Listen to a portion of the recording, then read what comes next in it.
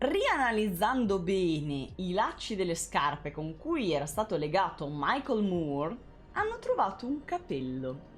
E questo capello non corrispondeva a nessuno dei tre di Memphis, ma...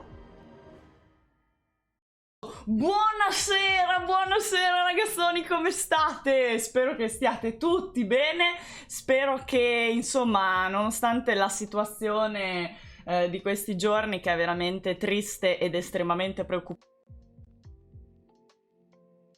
stiate bene, non siate troppo angosciati. Siete pronti per il true crime? Perché stasera abbiamo una di quelle storie che è rimasta appunto nella storia.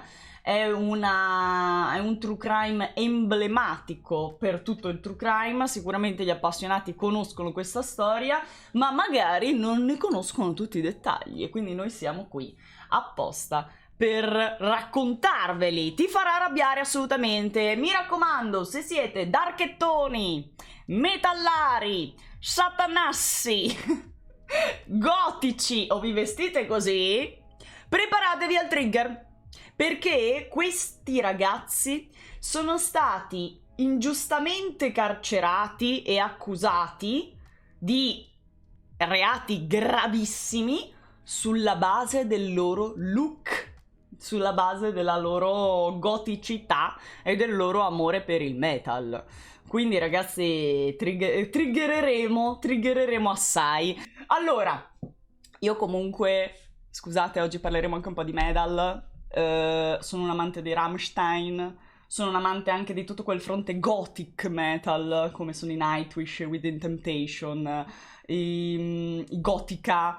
Ma mi piacevano anche i Cradle of Filth, che i Cradle of Filth sono proprio i figli di Satana, e quindi niente, ho avuto un periodo in cui avrei potuto anch'io essere additata come una bruttissima persona satanica, ma in realtà non c'entrava assolutamente nulla. Come avrete capito, questo è un caso che vede satanismo, metal, uomini con i capelli lunghi e i cappotti lunghi e gli anfibi e lo smalto sulle unghie, e poi condanne a morte ovviamente, perché non potevano mancare, però grazie a Dio alla fine. Vabbè, niente spoiler. Comunque, cominciamo con gli sventurati protagonisti di questa triste storia. In realtà sono tutti sventurati protagonisti quelli di cui parleremo oggi, poiché il colpevole ancora...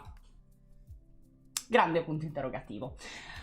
Bene, è il 5 maggio, bene, no, però va bene, è il 5 maggio del 1993 e siamo a West Memphis in Arkansas, che è una piccola cittadina di provincia. In realtà non stiamo parlando di una grande realtà, anzi stiamo parlando veramente di un paesello dove ci sono delle dinamiche di paese, di provincia, dove tutti conoscono tutti, dove... ok, smetto di scrimmare per far esplodere anche questo microfono, avete ragione, dove sì, più che altro era una realtà, non so adesso negli anni 2020, ma nel 93 era una realtà molto religiosa, molto legata soprattutto al verbo della Bibbia, quindi anche chi non era magari religioso, chi non era credente, comunque diceva di esserlo, perché il giudizio delle persone era molto legato proprio al: se vai in chiesa sei una brava persona, se credi in Dio sei una brava persona, altrimenti ti guardiamo male, ecco.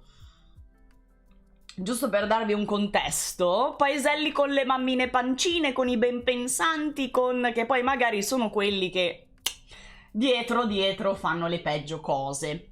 Comunque, come vi dicevo, 5 maggio del 93 arriva una chiamata alla polizia intorno alle 20 dal padre adottivo di Chris Byers, che come vedete vi ho anche trovato l'immagine con i nomi sotto, così potete riconoscerli man mano che ne parlo, no?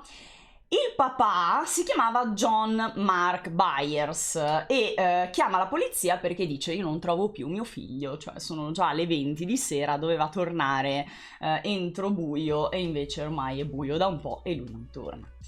Quindi la gente arriva subito, l'agente di polizia in 10 minuti, e si trova in una casa di un ceto medio basso. Il padre comincia subito a dare una descrizione sommaria del bambino e dice che non ha sue notizie, non lo vede dalle 17:30, quindi scomparso praticamente da 2 ore e mezza. Ammette, dovrà fare un'ammissione, che l'ultima volta che ha visto suo figlio, e pensate che tristezza perché poi, piccolo spoiler, non lo vedrà più suo figlio, pensate che tristezza aver passato l'ultimo momento con suo figlio in questo modo. Ammette che l'ultima volta che ha visto suo figlio è stata in occasione di una sgridata, perché lo aveva visto andare sullo skateboard in strada e il bambino non doveva andare in strada con lo skateboard, ma soltanto dentro la proprietà sua. Quindi per sgridarlo gli ha dato dei colpetti con la cinghia. Colpetti. Ok. E quindi dai, diciamo che sostanzialmente non è stata un addio molto felice, anzi per niente. Però questa cosa ha fatto subito pensare sia al padre che all'agente di polizia che il figlio sia fuggito per ripicca, che quindi sia stato un allontanamento volontario e che il bambino in qualche modo semplicemente sia nelle vicinanze ma non voglia farsi trovare perché è arrabbiato per aver ricevuto le popò. Ok. Comunque, la gente si mette comunque in giro per West Memphis a cercare il bambino, ma mentre sta girando con la macchina per vedere se lo trova, arriva un'altra telefonata. Questa volta arriva da un ristorante tale Bojangles, dove fanno anche tavola calda, più che un ristorante, era una tavola calda. E siccome è lì vicino dove si trova la gente in quel momento, si reca subito. Parla direttamente con il manager, il direttore del ristorante, che racconta di un fatto davvero strano. Sì, lo maltrattava, lo picchiava con la cintura, sì, non è molto carino effettivamente, però questo è.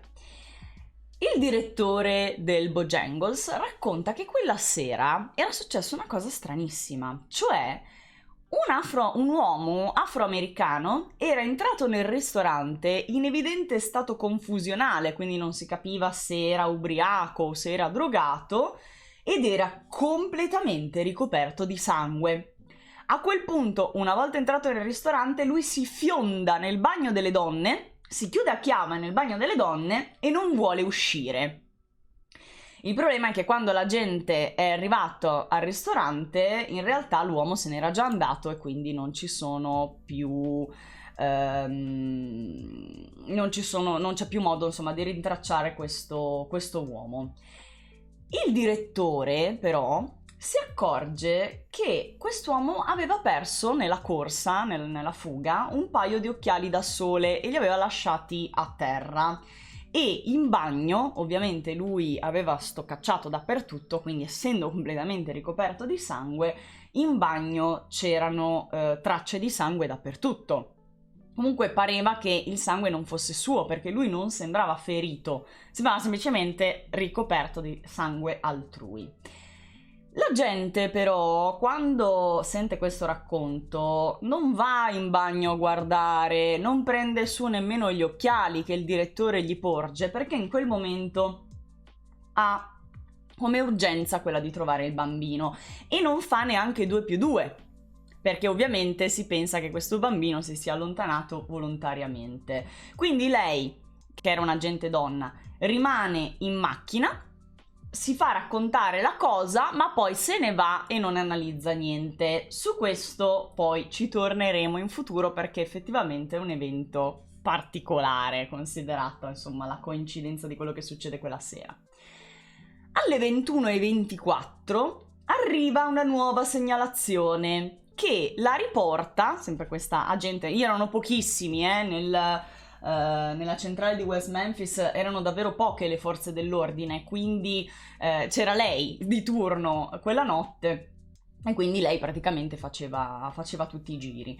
Arriva un'altra telefonata sempre nel quartiere dove era scomparso il primo bambino, Chris Byers, e questa volta la telefonata arriva da Todd e Dana Moore, che vivono, guarda caso, sulla stessa strada dei Byers, e anche loro figlio Michael è scomparso. Secondo la madre, Michael è stato visto per l'ultima volta alle 18, mentre scorrazzava in bici con i suoi amichetti Christopher Byer, che è appunto il primo bambino scomparso, e Steve Branch, che è poi quello, il terzo di cui i genitori si accorgeranno della scomparsa.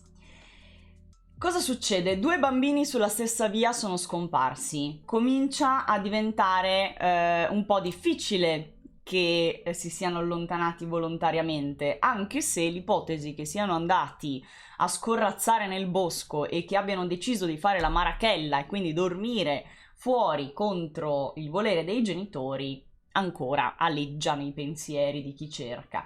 Infatti ben presto si sparge la voce nel vicinato di questa scomparsa, i vicini di casa cominciano ad allarmarsi e alcuni di loro, in particolare 3 vicini di casa, dicono di aver visto per l'ultima volta i bambini alle 18:30, erano tutti e 3 in bici insieme e avevano preso una strada sterrata che dava verso il bosco. Quindi abbiamo il classico incubo dei bambini che scompaiono nel bosco, sembra quasi una fiaba horror. Considerate che questo bosco si chiamava Robin Hood Hills ed era molto affascinante per i bambini perché spesso andavano lì, soprattutto questo trio, andava lì a giocare, si immaginavano insomma le loro avventure nei boschi, erano soliti frequentare Robin Hood Hills. E, insomma, cominciano a fare le prime ricerche. Il problema è che ci sono tantissime zanzare. Quindi anche i volontari all'inizio, che si erano magari più impegnati per darsi da fare, poi vengono un po' scoraggiati da queste zanzare fameliche che li attaccano. La vegetazione rende davvero difficile muoversi, per di più è un buio pesto, perché quella notte, un po' in stile mostro, era notte di plenilunio, e in più non erano dei gruppi organizzati, quindi andavano un po' alla carlona, andavano un po' alla cieca e giravano senza una vera e propria organizzazione, molto spesso ritornavano sugli stessi punti o altri non sono proprio stati indagati. E peraltro pensate che, piccolo spoiler, i corpi verranno trovati lì nel bosco, alcuni di loro erano anche passati nel punto esatto dove poi saranno ritrovati questi corpi, ma non li avevano notati, non perché non ci fossero, ma perché chiaramente non stavano cercando con i mezzi adeguati. Quindi a una certa si fa molto tardi e decidono di sospendere le ricerche per quella notte. La polizia, tra l'altro, fa una cosa abbastanza tristina, ma lo vediamo perché, come al solito, in tanti casi purtroppo cominciano sempre a dire «Ah, ma sarà allontanamento volontario». Quindi la polizia, visto che la famiglia, quando hanno interrotto le ricerche, insomma le famiglie, quando hanno interrotto le ricerche erano chiaramente preoccupatissimi, diciamo «Ma come avete smesso di cercarli? Non li avete trovati? Dovete continuare a cercare questi bambini, ma siete matti?» Quindi la polizia li ha rassicurati dicendo «Ah, ma signora mia, non si preoccupi, i ragazzini ste cose le fanno». Insomma. Quindi, esatto, ragazzi, invece che ansia, potete mettervi nei panni di questi genitori che hanno dei bambini che si sono sempre comportati bene, che non hanno mai fatto una cosa del genere, e improvvisamente tutti e 3 scompaiono, decidono di fare la marachella e non li trova nessuno? Cioè, è davvero assurda questa cosa. cercali almeno, cercali. Quindi mettetevi nei panni di queste famiglie che tornano a casa magari alle 4 del mattino e devono aspettare fino al giorno dopo perché ricominciano a cercare i figli. Cioè, penso ore di strazio.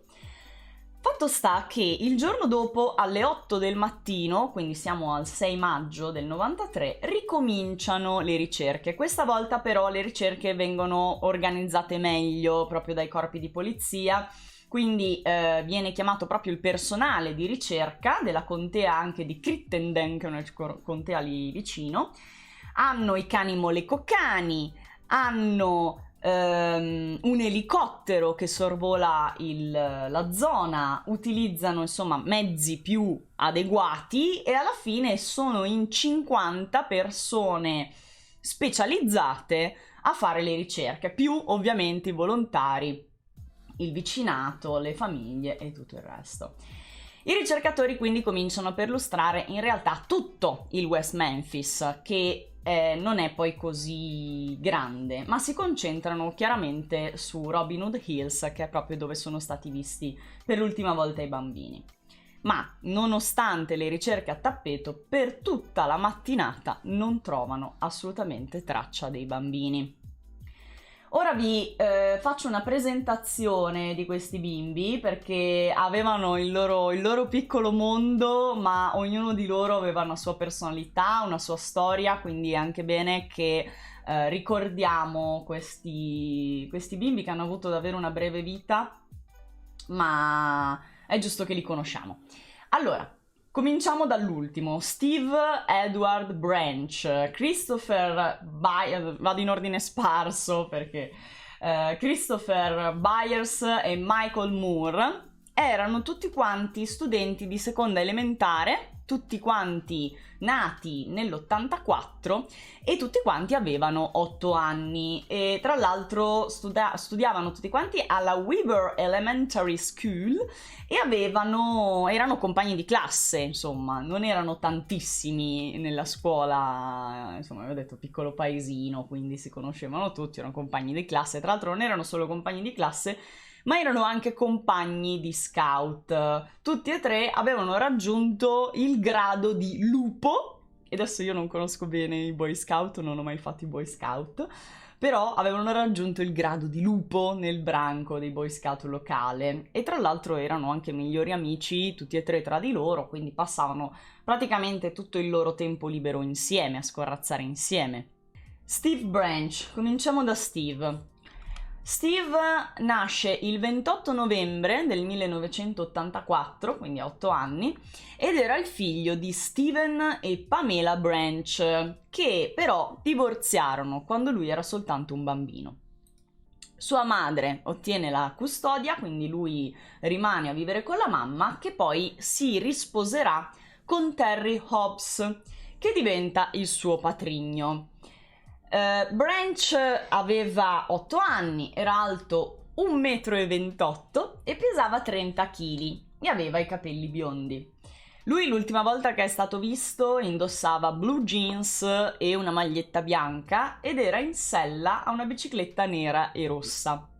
Lui a scuola era un bambino davvero brillante, molto intelligente e era anche molto amato dalle maestre. Viveva ovviamente con sua madre e il suo patrigno e aveva una sorellastra di 4 anni, quindi il figlio del nuovo matrimonio della mamma, la figlia, scusatemi, nuovo matrimonio della mamma, questa sorellastra che si chiama Amanda.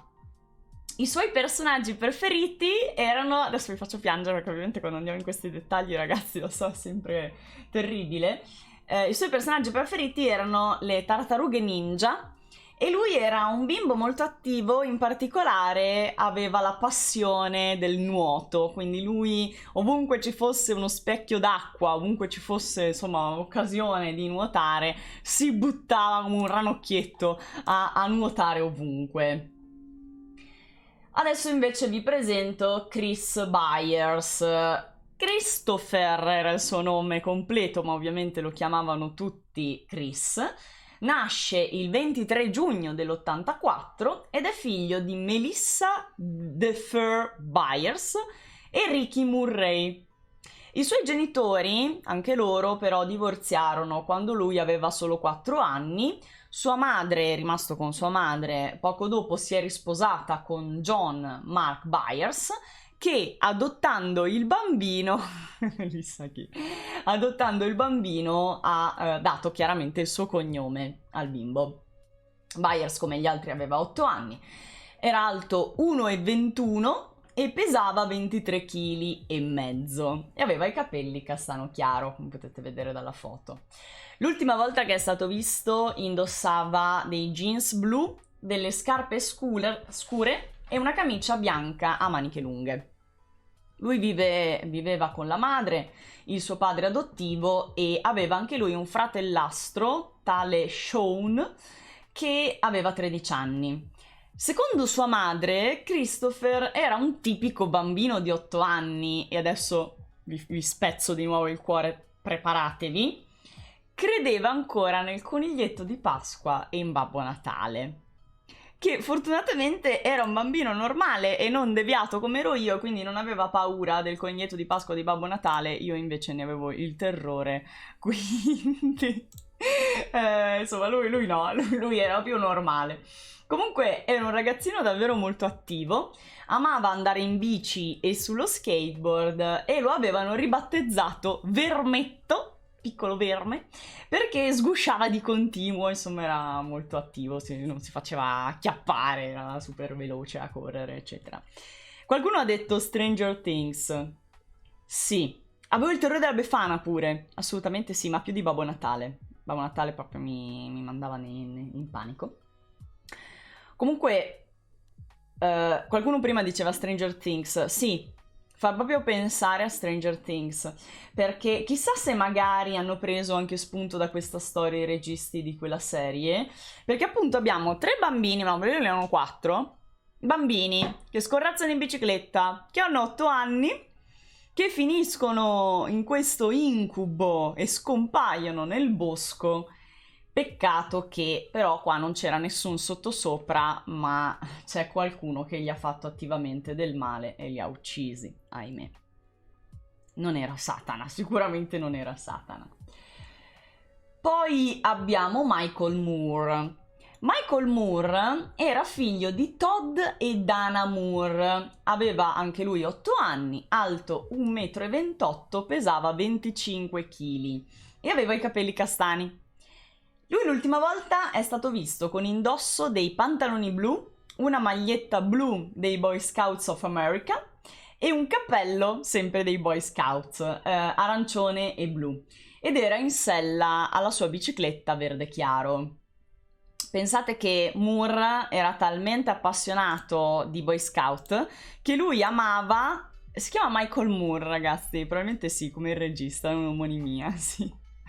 Lui era talmente appassionato di Boy Scout che amava portare la divisa anche fuori dagli incontri Boy Scout ed era un po' il capetto dei 3, cioè era quello che guidava il gruppo, ecco.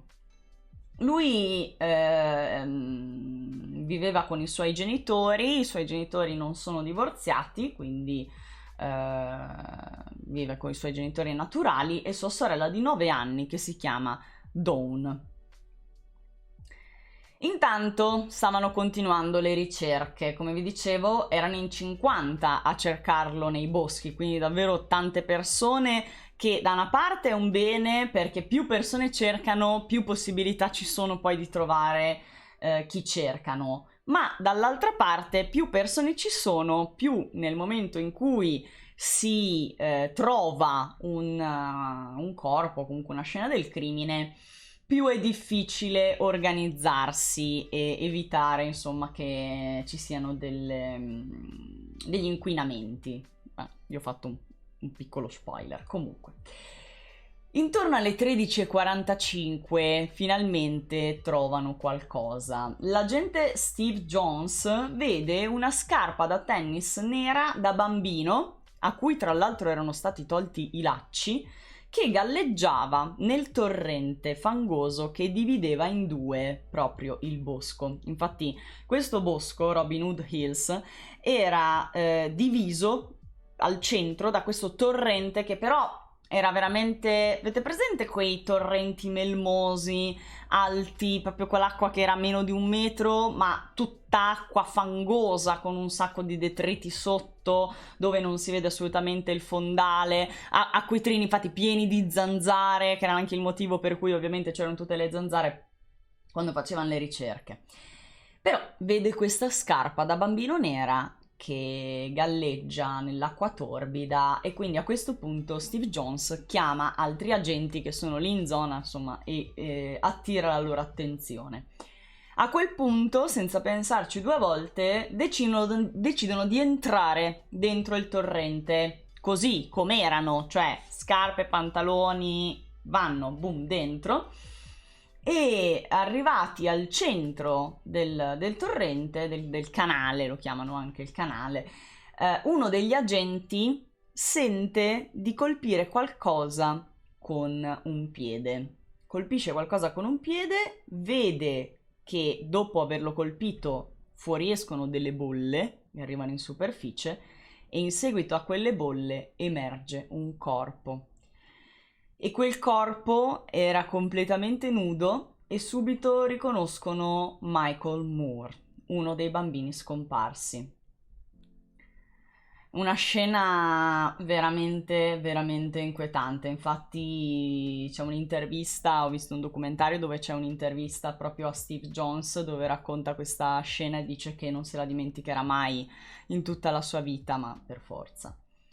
Quando il cadavere emerge, vedono subito che era completamente pieno di lividi e di ferite e aveva in particolare ferite profonde alla testa. Altro dettaglio davvero inquietante, era incaprettato. Era incaprettato e per legarlo in quel modo avevano usato i lacci delle sue scarpe. Cosa vuol dire incaprettato? Vuol dire che lui aveva le braccia dietro la schiena così, e i polsi erano legati alle caviglie. Polso destro, caviglia destra, polso sinistro, caviglia sinistra. Quindi pesante questa cosa, con i lacci delle scarpe, che era quello il motivo per cui chiaramente la scarpa che aveva trovato era senza lacci.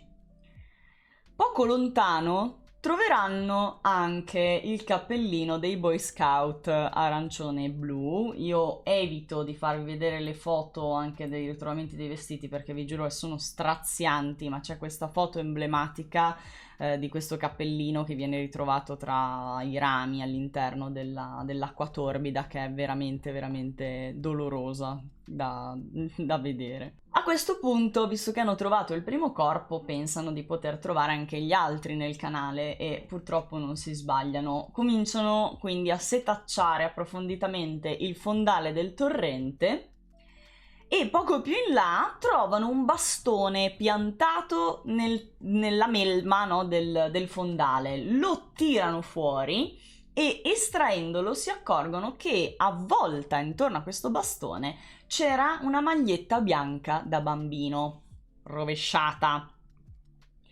Continuano le ricerche e trovano sempre più bastoni con vestiti da bambino attorcigliati.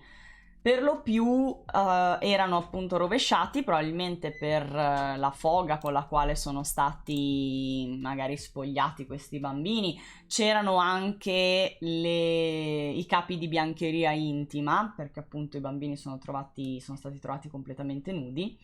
E a questo punto le forze dell'ordine si chiedono se quei bastoni avessero un significato, cioè un significato simbolico, ho messo il vestito rovesciato nel bastone piantato nel terriccio per un motivo esoterico, poi arriveremo a capire perché vi dico questo, o semplicemente era un codice, un messaggio, una cosa, o semplicemente per nasconderli, come dici Bizarro, esatto, anche perché il bastone piantato che teneva fermo il vestito sul fondale impediva ai vestiti di riemergere. Però anche qui io mi chiedo, non è proprio, come dire, il metodo migliore per nascondere le tracce, anche perché prima o poi saltano fuori. Cioè, se tu volevi far sparire questi vestiti, avresti fatto prima a bruciarli, portarteli a casa, farli sparire in qualunque altro modo, piuttosto che lasciarli lì sulla scena del crimine. Quindi, boh, fatto sta che comunque i corpi erano stati premuti sul fondo, c'era una specie di semi-seppellimento sul fondale limaccioso, quindi quello probabilmente è stato fatto proprio per tenere i corpi giù e non farli riemergere subito. I vestiti, ma... Ecco, già senti puzza di setta metallara, è proprio il classico agire dei metallari questo, i bastoni e tutto. Fatto sta che, continuando le ricerche più a valle, trovano il corpo nudo di Steve Branch. Steve era immerso nell'acqua, a pancia in giù, e anche lui era incaprettato. Anche lui presenta moltissimi lividi e aveva la parte destra del volto completamente sfondata. Ma non sembra che siano state usate delle armi su questi bambini, sembra che siano stati proprio massacrati di botte, cioè sembrano uccisi da un pestaggio pesantissimo. Poco più tardi troveranno anche l'ultimo corpicino, troveranno anche Chris Byers, che era esattamente nelle stesse condizioni degli altri, ma Chris aveva una ferita in più.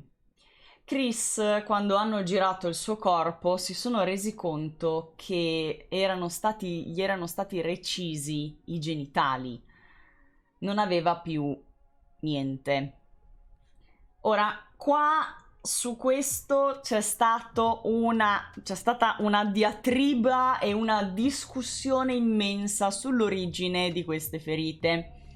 Ovvero, per quanto riguarda la verità processuale, sono rimasti convinti che quelle ferite siano dovute a una mutilazione volontaria da parte dell'assassino degli assassini tramite un coltello seghettato. Ma è anche vero che quella ferita è compatibile verosimilmente con una predazione animale post mortem, cioè potrebbe essere stato un animale.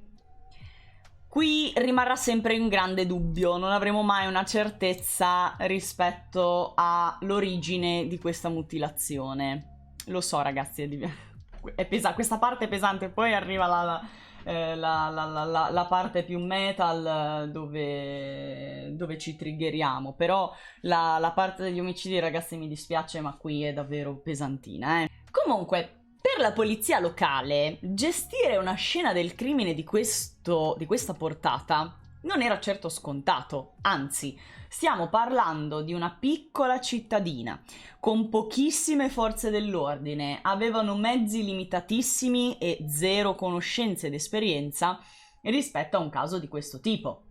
Considerato anche la pressione della comunità, le famiglie che erano poco distanti dal bosco e stavano aspettando notizie da parte delle forze dell'ordine, insomma, si sono ritrovati tra capo e collo una roba che non sono stati in grado di gestire, non erano assolutamente preparati, esatto, Proud.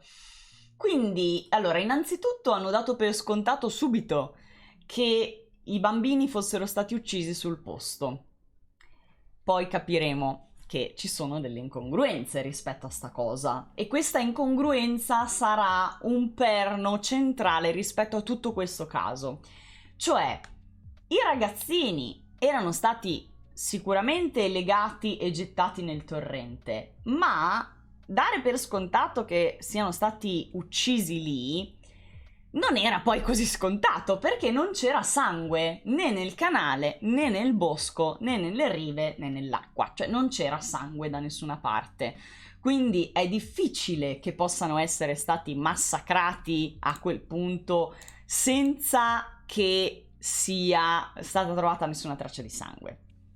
Sì, l'acqua scorreva, ma ragazzi, è difficile anche che siano stati picchiati all'interno dell'acqua, poi legati all'interno dell'acqua. Adesso non lo sanno ovviamente, però se fossero stati uccisi lì ci si sarebbe aspettato almeno qualche traccia. Altra cosa, il capo detective, il detective capo, si è subito preoccupato di andare a dare le comunicazioni, perché chiaramente sentiva la pressione della comunità e della famiglia. Quindi la prima cosa che ha fatto è stata dire ai suoi sottoposti di tirare fuori i corpi dall'acqua. Primo grande errore, perché non hanno mantenuto la scena del crimine come è stata trovata, non hanno chiamato il medico legale che analizzasse i corpi come sono stati trovati, invece li hanno fatti spostare subito mettendoli sulle rive.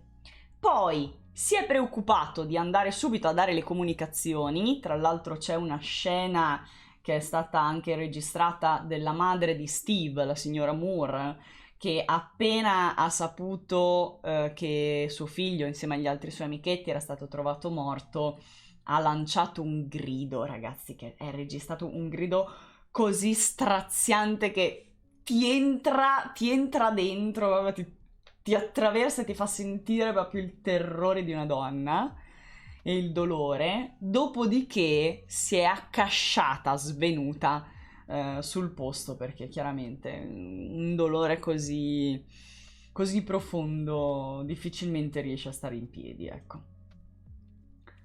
Comunque, per quanto riguarda la scena del crimine, come vi dicevo, è stata trattata malissimo, perché erano in 50, poi si sono assiepati tutti dove sono stati trovati i bambini, quindi hanno cominciato a calpestare, a lasciare impronte, a coprire quelle che magari già c'erano e hanno inquinato tutte le tracce.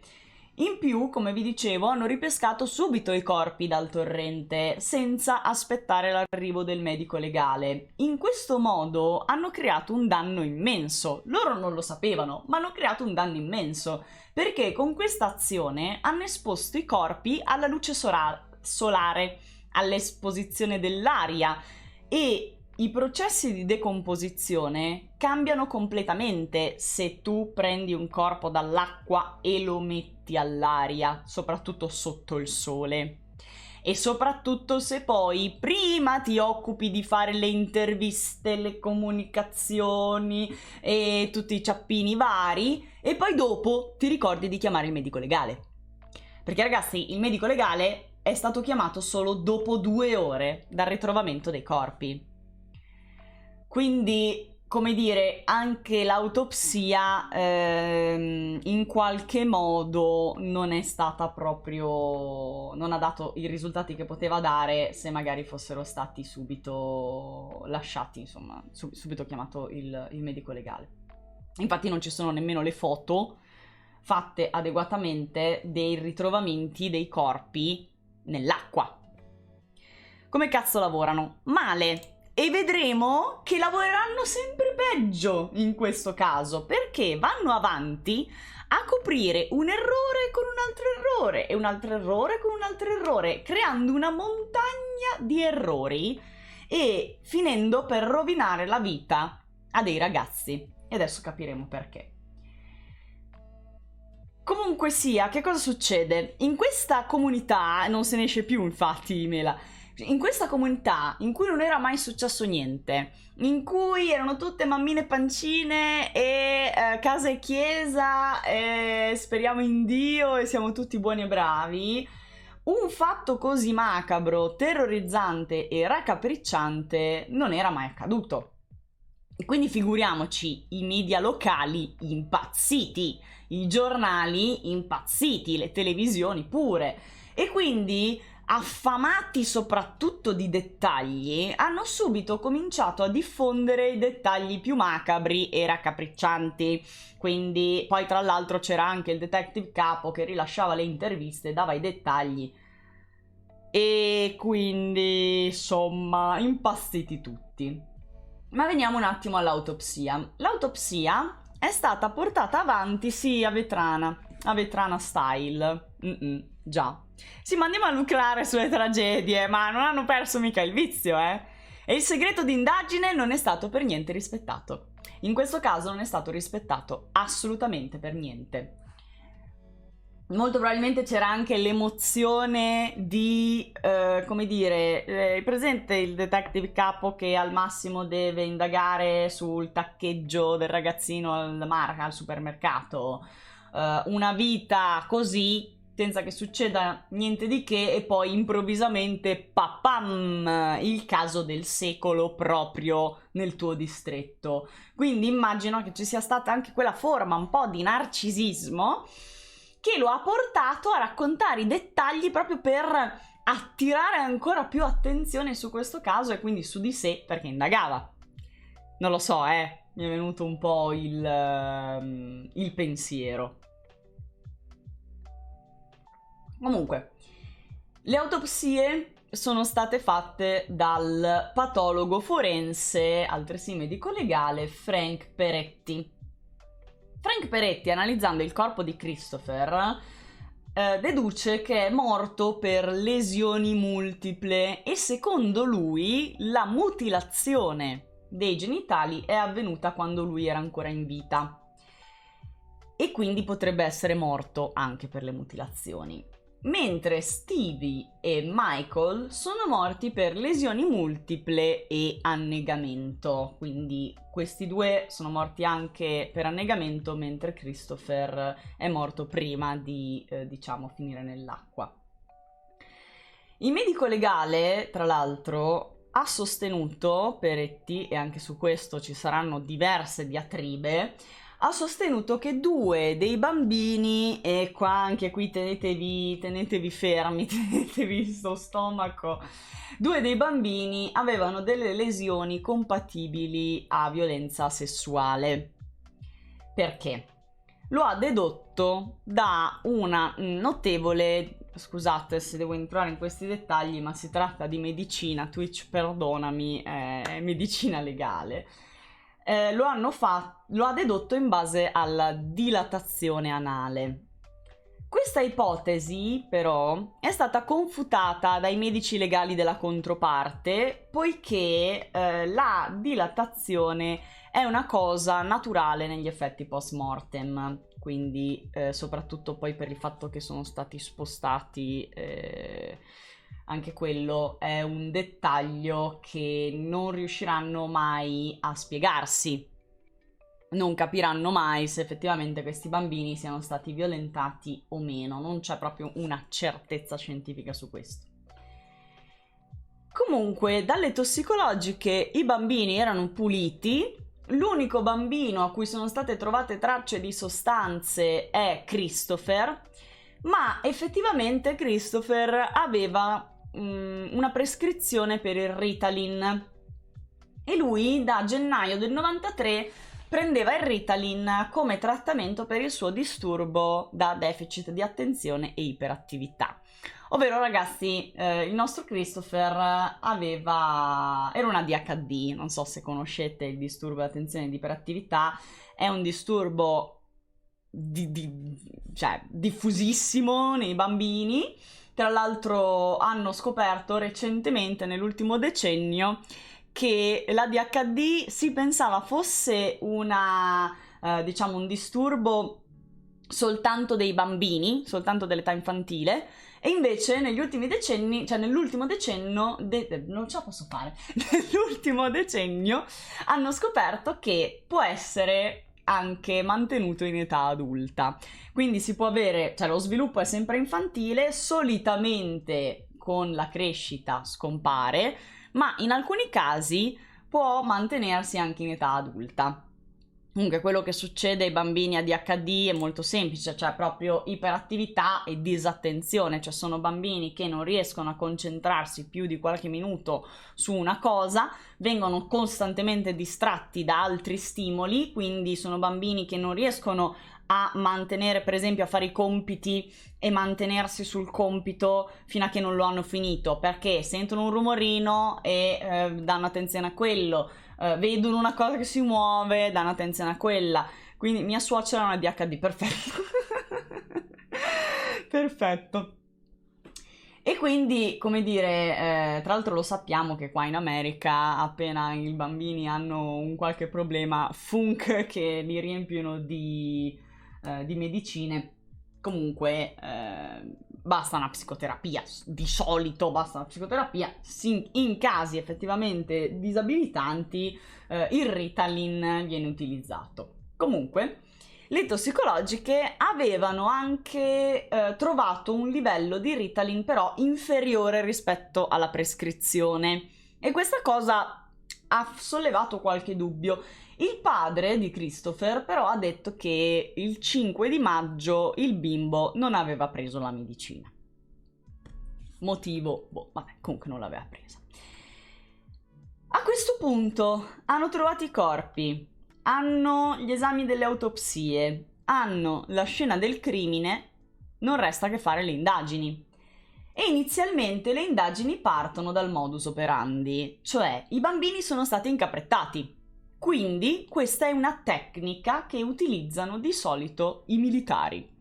Quindi inizialmente si concentrano su militari ed ex militari e cominciano a scartabellare tra tutti quelli che potevano avere un qualche precedente o che manifestassero azioni antisociali e tutto. La polizia aveva moltissime piste, ma insomma brancolava nel buio, anche perché dire un militare perché l'ha incaprettato, insomma, non è proprio una deduzione immediata. Quindi a questo punto si fermano un attimo e dicono: petta, ma non c'era quella segnalazione alla tavola calda del Bojangles dove quell'afroamericano ricoperto di sangue è entrato, si è chiuso nel bagno e poi ha lasciato tracce dappertutto? Non è che magari lui c'entra qualcosa? Ecco, vedi, true is better, ce l'avate arrivati anche voi. A questo punto tornano al Bojangles, dove grazie a Dio, grazie al cielo, visto che ci sono delle persone che le scene del crimine le mantengono, il direttore aveva chiuso il bagno e aveva mantenuto tutto com'era, nella speranza che la polizia prima o poi andasse a raccogliere dei campioni.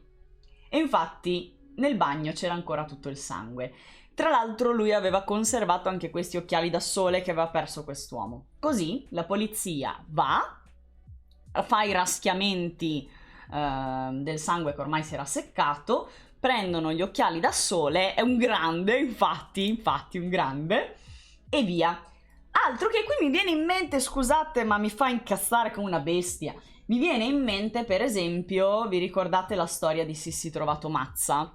Che è stata ferita con un colpo alla testa nell'ascensore dell'ospedale e dopo 3 ore l'ascensore era pulitissimo e in funzione? Ah, perché tanto è suicidio. Se non avessero toccato niente, magari oggi sapremo qualcosa in più su quello che è successo a Sissi. Quindi, insomma, vedete, ci sono anche delle persone che hanno un attimo a cuore situazioni di questo tipo e usano il cervello. Quindi meno male che il direttore del Bojangles si è preoccupato. Fatto sta che reinterrogano questa volta un po' più approfonditamente il direttore e lui racconta che questo afroamericano indossava un tutore blu di tipo ingessato al braccio con il velcro bianco. Quindi la polizia pensa: ah, vabbè, ma se aveva un tutore, allora voleva dire che aveva il braccio rotto, quindi molto difficilmente avrà potuto uccidere 3 ragazzi, rapire e uccidere 3 bambini, no? E quindi, sì, prendono i campioni, ma chi se ne frega, abbandonano questa pista. Ma anche qui mi viene da dire, ma perché? Comunque, dato che l'uomo indossava un tutore, aveva probabilmente il braccio rotto, quindi non poteva essere lui, perché nessuno può mettersi un tutore anche se non ha il braccio rotto, vero? Ok. Ma poi torneremo su questa storia perché ci sono degli sviluppi veramente, veramente assurdi, ma dobbiamo aspettare il processo. Comunque, a un certo punto la polizia ricomincia a brancolare nel buio e riceve una soffiata, anche qui, una soffiata, una telefonata anonima, una lettera anonima, gente che va lì a fare la spia random, però a questo punto prendevano su tutto non avendo nessuna traccia. Arriva questa soffiata su un ragazzo di 19 anni, tale Chris Morgan, che secondo quelli che avevano fatto la soffiata poteva avere a che fare con i bambini e con gli omicidi. Perché? Perché faceva un lavoro molto particolare e molto inquietante che aveva a che fare con i bambini. Cioè, questo Morgan era cresciuto e vissuto a West Memphis e aveva il furgoncino.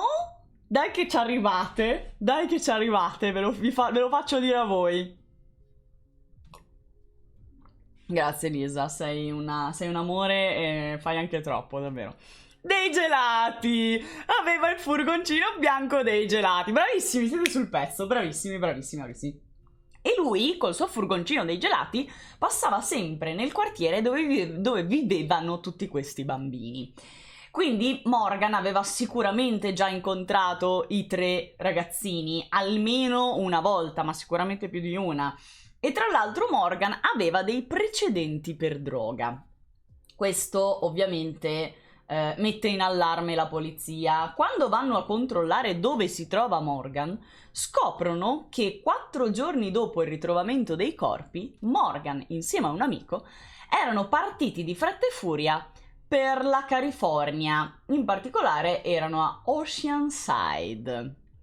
Quindi dicono: ah, ce l'abbiamo, è lui, è il nostro uomo, perché se è scappato così in fretta dopo 4 giorni e in più aveva un furgoncino dei gelati, è fatta. Che cosa succede? Contattano quindi subito i colleghi di Oceanside, i poliziotti di Oceanside, che rintracciano immediatamente Morgan e gli chiedono di sottoporsi ad un interrogatorio appunto per questi omicidi. Morgan dice sì, accetta subito senza problemi e va in sala interrogatorio dove viene interrogato da un detective. Inizialmente nega ogni coinvolgimento negli omicidi, insomma dando anche delle risposte piuttosto colorite, ragazzi, cioè io non mi permetterei mai durante un interrogatorio di utilizzare tutte quelle parolacce. Cioè lui rispondeva tipo: ah, ma che cazzo ne so io, cioè non ho mai fottutamente fatto un cazzo di niente. Così, quindi dicevo: ma tu stai fuori come un melone, no, va bene, ok, a posto. E lui quella sera racconta, questo è il suo alibi. Noi abbiamo Benno, esatto, uno disinibito. Che bello, mi piace come siete così eleganti. Allora, dove ero rimasta? Ecco, l'alibi. Gli chiedono l'alibi per quella sera e lui dice: ma no ragazzoni, io quella sera fucking andato a nuotare nel fucking fiume Mississippi, che in realtà è molto lontano dalla scena del crimine, e poi ho passato la serata in un fucking locale. Bene. Il problema è che a un certo punto vediamo il fucking ragazzo che si rompe. Cioè a un certo punto lui si rompe, lo stress dell'interrogatorio lo mette in crisi, il detective che continua a fargli delle domande insidiose, lui a un certo punto si sente confuso, ricordiamoci che era un drughet, quindi tira fuori un fazzoletto, lo mette sulla telecamera, poi si schiaccia contro il muro a braccia aperte, cioè tipo crocifisso così, e dice: ho avuto problemi con i miei. Il detective dice: tutto bene? Cosa succede qua? Tutto a posto? Lui dice: mi hanno mandato dagli alcolisti anonimi. Dicevano che ero alcolizzato e drogato, ma a me piace provare le cose. Ah, beh, allora, no. C'è un drughet. No, ma va là, a me piace provare le cose. Ah, beh, allora, fai pure. Poi dice, e qua veramente grevissimo, qui dice: forse potrei essere andato fuori di testa e aver ucciso i ragazzini e poi magari essermeli anche scopati. Può essere potrei avere dei blackout, potrei non ricordare nulla. Fatemi ipnotizzare così poi viene fuori. Era andato così bene, a parte le parolacce fino a quel momento. Poi, quando lo guardano, gli dicono: sei serio? Lui dice: no, è che ho dei blackout e mi dimentico tutto, quindi non è che posso essere sicuro di quello che ho fatto. Appunto, sono un drughet e quindi ho dei vuoti. Ok. A quel punto dice: no, vabbè, ma comunque io non ho mai fatto male a nessuno, ritratto quello che ho detto prima, ma ero così crocefisso sul muro, è stato un momento di stress. A quel punto i detective sono confusi, non sanno bene cosa fare. Non hanno delle prove a suo carico, a parte quello che aveva appena detto. No, furbissimo, cioè proprio furbissimo, furbissimo. E quindi cosa fanno? Gli prendono dei campioni di sangue e di urina, immagino anche per avere il DNA a questo punto. Ma in assenza di prove non poterlo, non lo potevano trattenere e quindi lo lasciano andare. Ok, quindi lo lasciano andare. A questo punto la polizia della California invia questi campioni di sangue e urina al distretto di polizia di Memphis, ma anche qui pare che loro non abbiano davvero mai indagato su questo Morgan. Quindi Morgan se ne va a casa, non viene mai più richiamato, sicuramente è stato lì un paio di settimane a chiedersi: chissà se ancora pensano che sia stato io, chissà se un giorno arriveranno ad arrestarmi, chissà se l'ho fatto davvero. Però non succede niente perché? Perché la polizia di West Memphis si era già fatta un'idea. E voi sapete che non c'è peggiore investigatore di chi prima si fa l'idea e poi cerca le prove che vanno a confermare la sua idea. E invece questo è sbagliatissimo, perché l'investigatore deve sempre mantenere la mente libera da ogni pregiudizio e accogliere ogni prova e ogni indizio come fosse una pista nuova. Poi vede se tutti gli indizi e le prove si possono mettere insieme in una certa direzione. Ma loro hanno fatto il contrario. Ecco, ne sapete qualcosa. Ne sapete qualcosa. Quindi anche questo super indiziato, che secondo me, vabbè che era arrivata una soffiata, vabbè che c'era il pregiudizio del drughet con il furgoncino dei gelati, ma comunque non è stato proprio chiarissimo. Quindi un'indaginina in più, magari, niente. Non è stata fatta. Non è stata fatta perché a quel punto gli investigatori si erano innamorati della pista satanica. E adesso arriva Satana, il nostro satanaccio, che fa il più grande serial killer della storia, Satana, ovviamente. Eroe, esatto, sì. Non capita mai. No, il problema è questo: che si innamorano proprio delle teorie, si innamorano delle loro piste e soprattutto quando diventano particolarmente affascinanti e magari anche che tirano la morbosità, allora che si va avanti, no? Quindi cosa fanno? Tornano sulla scena del crimine e cominciano a rileggere tutta la scena del crimine in chiave satanica o insomma esoterica. Pensano: cavolo, c'era la luna nera, il plenilunio, come il mostro di Firenze, uguale, c'era il plenilunio, quindi deve essere stato assolutamente un omicidio di magia nera. Ho sbagliato negli appunti Ruma, ho scritto luna piena ma volevo scrivere plenilunio, pardon. Quindi plenilunio sicuramente è stato qualcosa di esoterico, un rituale di magia nera. E poi c'è anche da dire un'altra cosa, ovvero la questione sette sataniche, omicidi rituali satanici, era un discorso che andava moltissimo negli anni 90. Si parlava moltissimo di omicidi rituali, di sette sataniche, di queste persone che vanno in giro vestiti di nero. E quando insomma comincia a serpeggiare questa voce tra la comunità di West Memphis, che come vi ho detto prima erano tutti case chiesa, mammine pancine e timorati di Dio, delirio. Quindi la polizia che fa? Chiama un esperto di occultismo, tale Dale Griffiths, che ha collaborato per 26 anni all'epoca, quindi adesso io non so quanti anni abbia in questo momento di esperienza con la polizia o se stia ancora lavorando, comunque aveva all'epoca 26 anni di collaborazione con la polizia per analizzare proprio gli omicidi di natura esoterica o occulta, ecco. E secondo il nostro Griffiths, in quegli omicidi c'erano tantissime tracce di occultismo. Li avevano incaprettati. E come sappiamo il capretto è simbolo del Satana.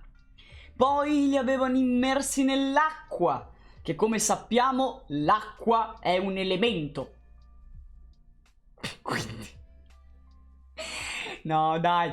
l'acqua perché era una specie di battesimo del male, non l'acqua sporca, erano immersi così.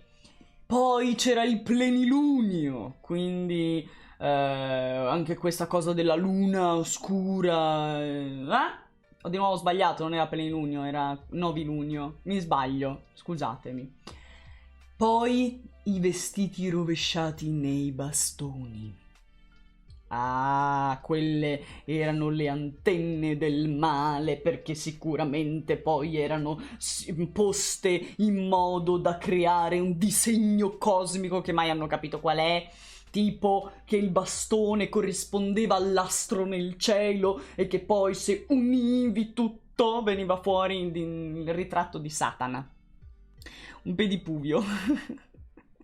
Esatto, eravamo sulla stazione 666 FM.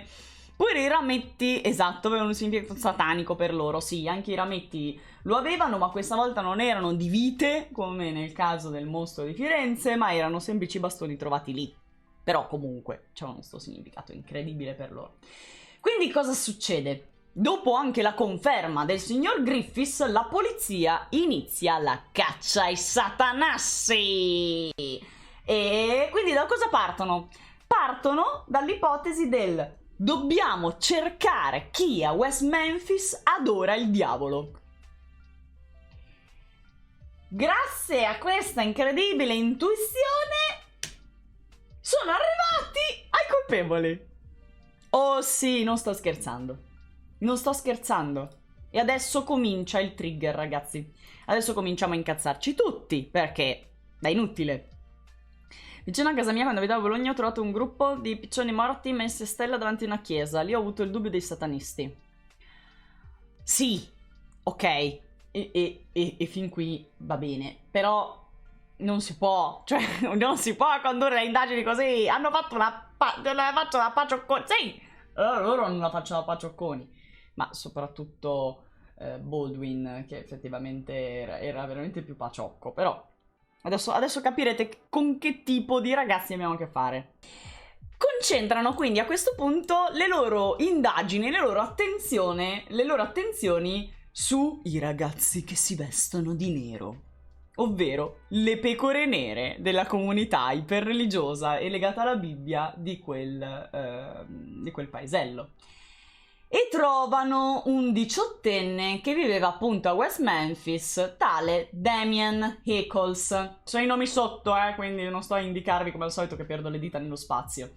Damien era descritto dalla comunità come un tipo strano, aveva un forte interesse per le religioni, quindi se non è quella cristiana ovviamente è satanismo. Lui non era in realtà appassionato di satanismo, lui seguiva la religione Wicca, che non conosco minimamente, quindi non mi fate domande a riguardo, ma se tu non eri credente nel classico cristianesimo, allora dovevi per forza adorare il demonio, perché lì si ragionava così. Quindi si concentrano su di lui e cominciano a osservarlo. Damien viveva in una specie di parco roulotte, quindi viene da una famiglia molto povera, e anche questo ricordatevelo. aveva finito le superiori da poco e aveva il classico look metal rock degli anni 90. Cioè lui aveva tutte magliette nere nell'armadio, metteva sempre queste magliette dei gruppi hardcore, si tingeva i capelli che teneva lunghi, corvini, se li tingeva di nero e, cosa più grave e assolutamente imperdonabile, portava lo smalto nero sulle unghie. Oh, Dio, lo smalto nero sulle unghie, no. Che poi mi ricordo, mio babbo faceva delle battute incredibili, diceva: beh, guarda quello lì che c'ha lo smalto nero nelle unghie, sembra che si sia schiacciato tutte le dita nei cassetti. Almeno non diceva che era satanico.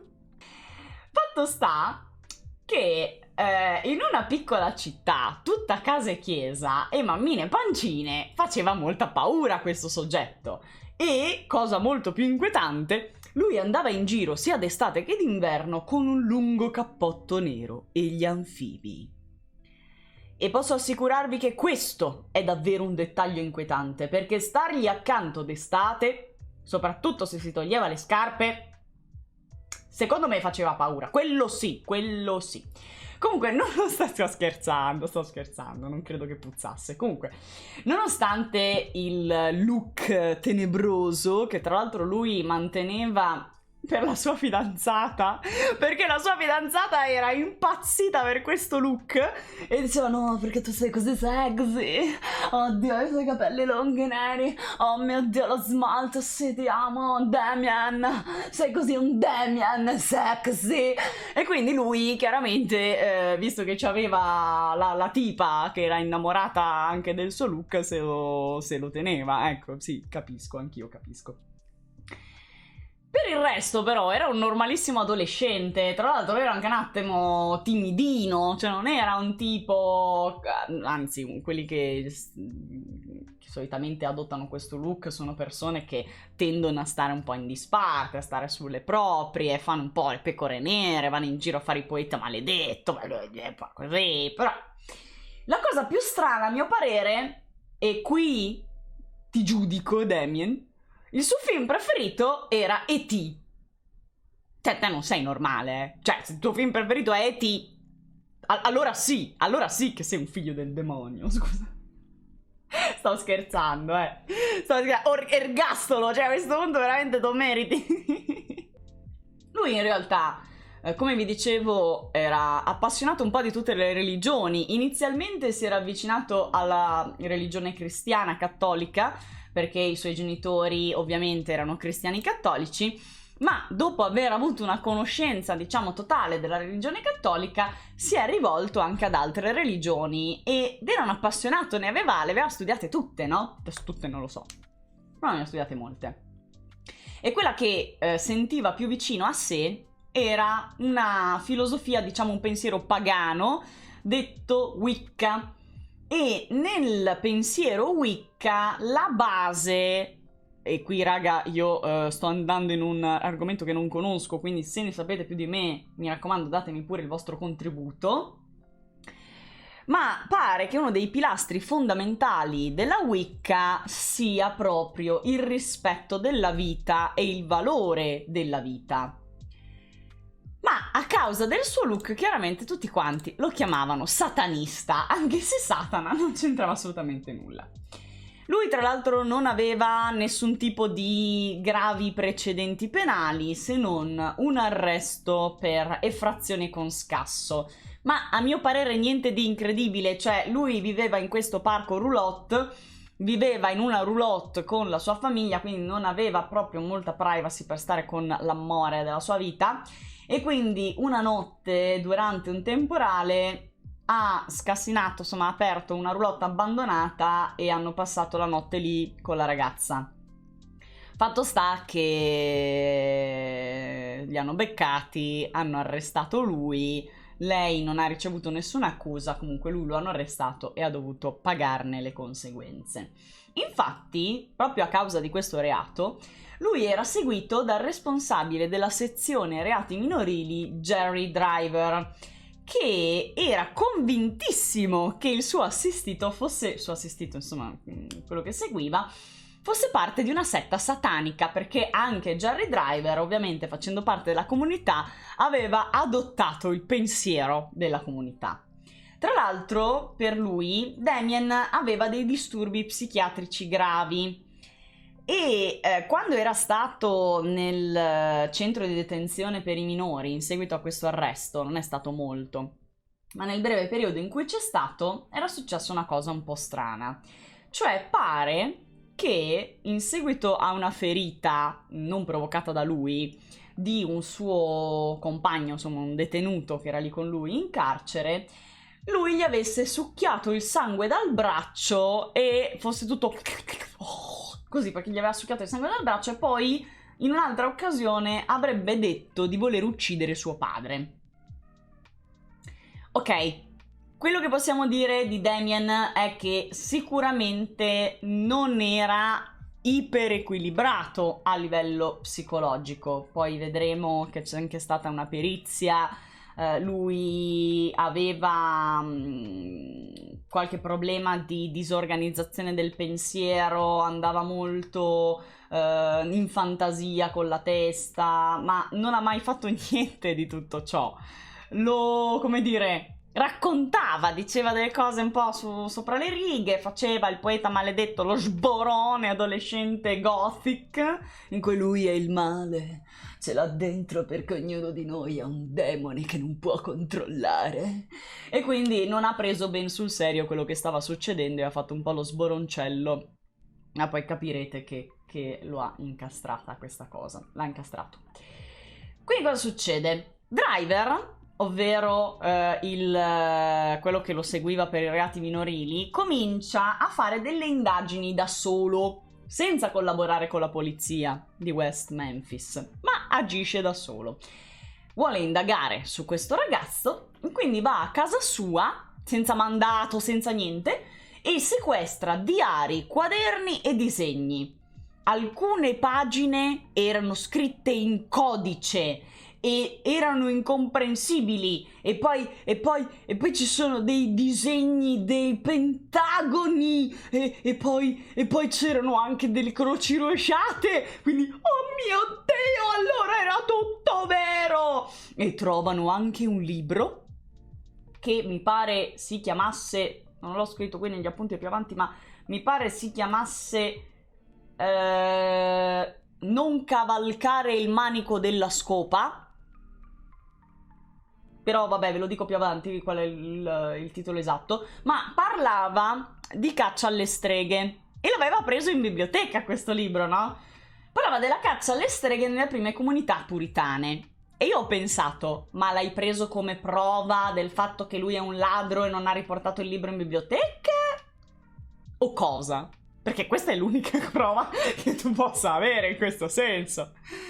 Sì, le streghe di Salem. No, non si chiamava così, si chiama Manico della Scopa, c'era sicuramente, però ci arriviamo dopo, perché poi questo libro tornerà a processo, ovviamente. E poi, come vi dicevo, no, c'erano i suoi disegni e lui aveva disegnato, pensate bene, aveva disegnato delle figure con corpo umano e testa di caprone. Ragazzi, io vado su Instagram, guardo, non so, i tatuatori o anche solo i grafici, cioè, immagini del genere ci sono di continuo. Quindi, proprio fa cavalcare il manico della scopa, non sto pensando male. Ok, Gelo. fa strano vedere come fosse un problema un'immagine di questo tipo all'epoca, però, boh. Comunque, dopo aver raccolto tutte queste prove, Driver segnala il ragazzo agli investigatori e consegna a loro le prove. Come vi dicevo prima, Damien aveva trascorso tra l'altro alcuni mesi in un istituto psichiatrico in Arkansas e in seguito aveva ricevuto lo status di disabilità mentale dalla Social Security Administration. Quindi qualche problemuccio Damien ce lo aveva, qualche fragilità mentale ce l'aveva, e in realtà questa cosa caratterizzerà tutti i tre di West Memphis e devo dire che secondo me se ne sono approfittati molto anche di questa cosa. Allora, Che cosa succede? Quando lui è dentro questo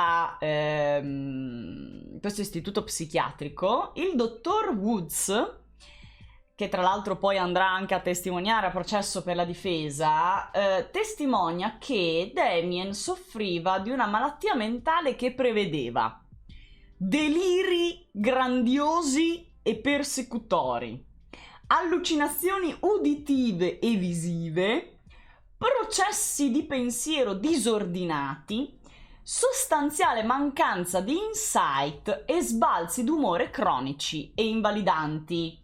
Che detta così sembra che abbia una schizofrenia acuta mega gigante.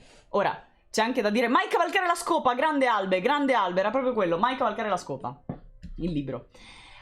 Ora, descritta così sembra effettivamente che avesse, no, un disturbo gravissimo. Ora, c'è da dire che da una parte questo medico ha testimoniato per la difesa, quindi si volevano appellare l'infermità mentale, quindi ha sicuramente calcato un po' la mano. Però dall'altra parte sicuramente Damien non era proprio equilibratissimo. Tra l'altro, quando si parla di mancanza di insight, è una cosa particolare. In psicologia l'insight è la capacità di vedere dentro una situazione o dentro se stessi.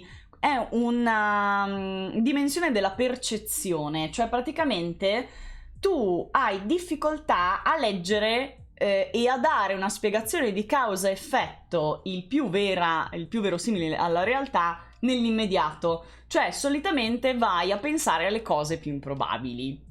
Oh, a me succede sempre.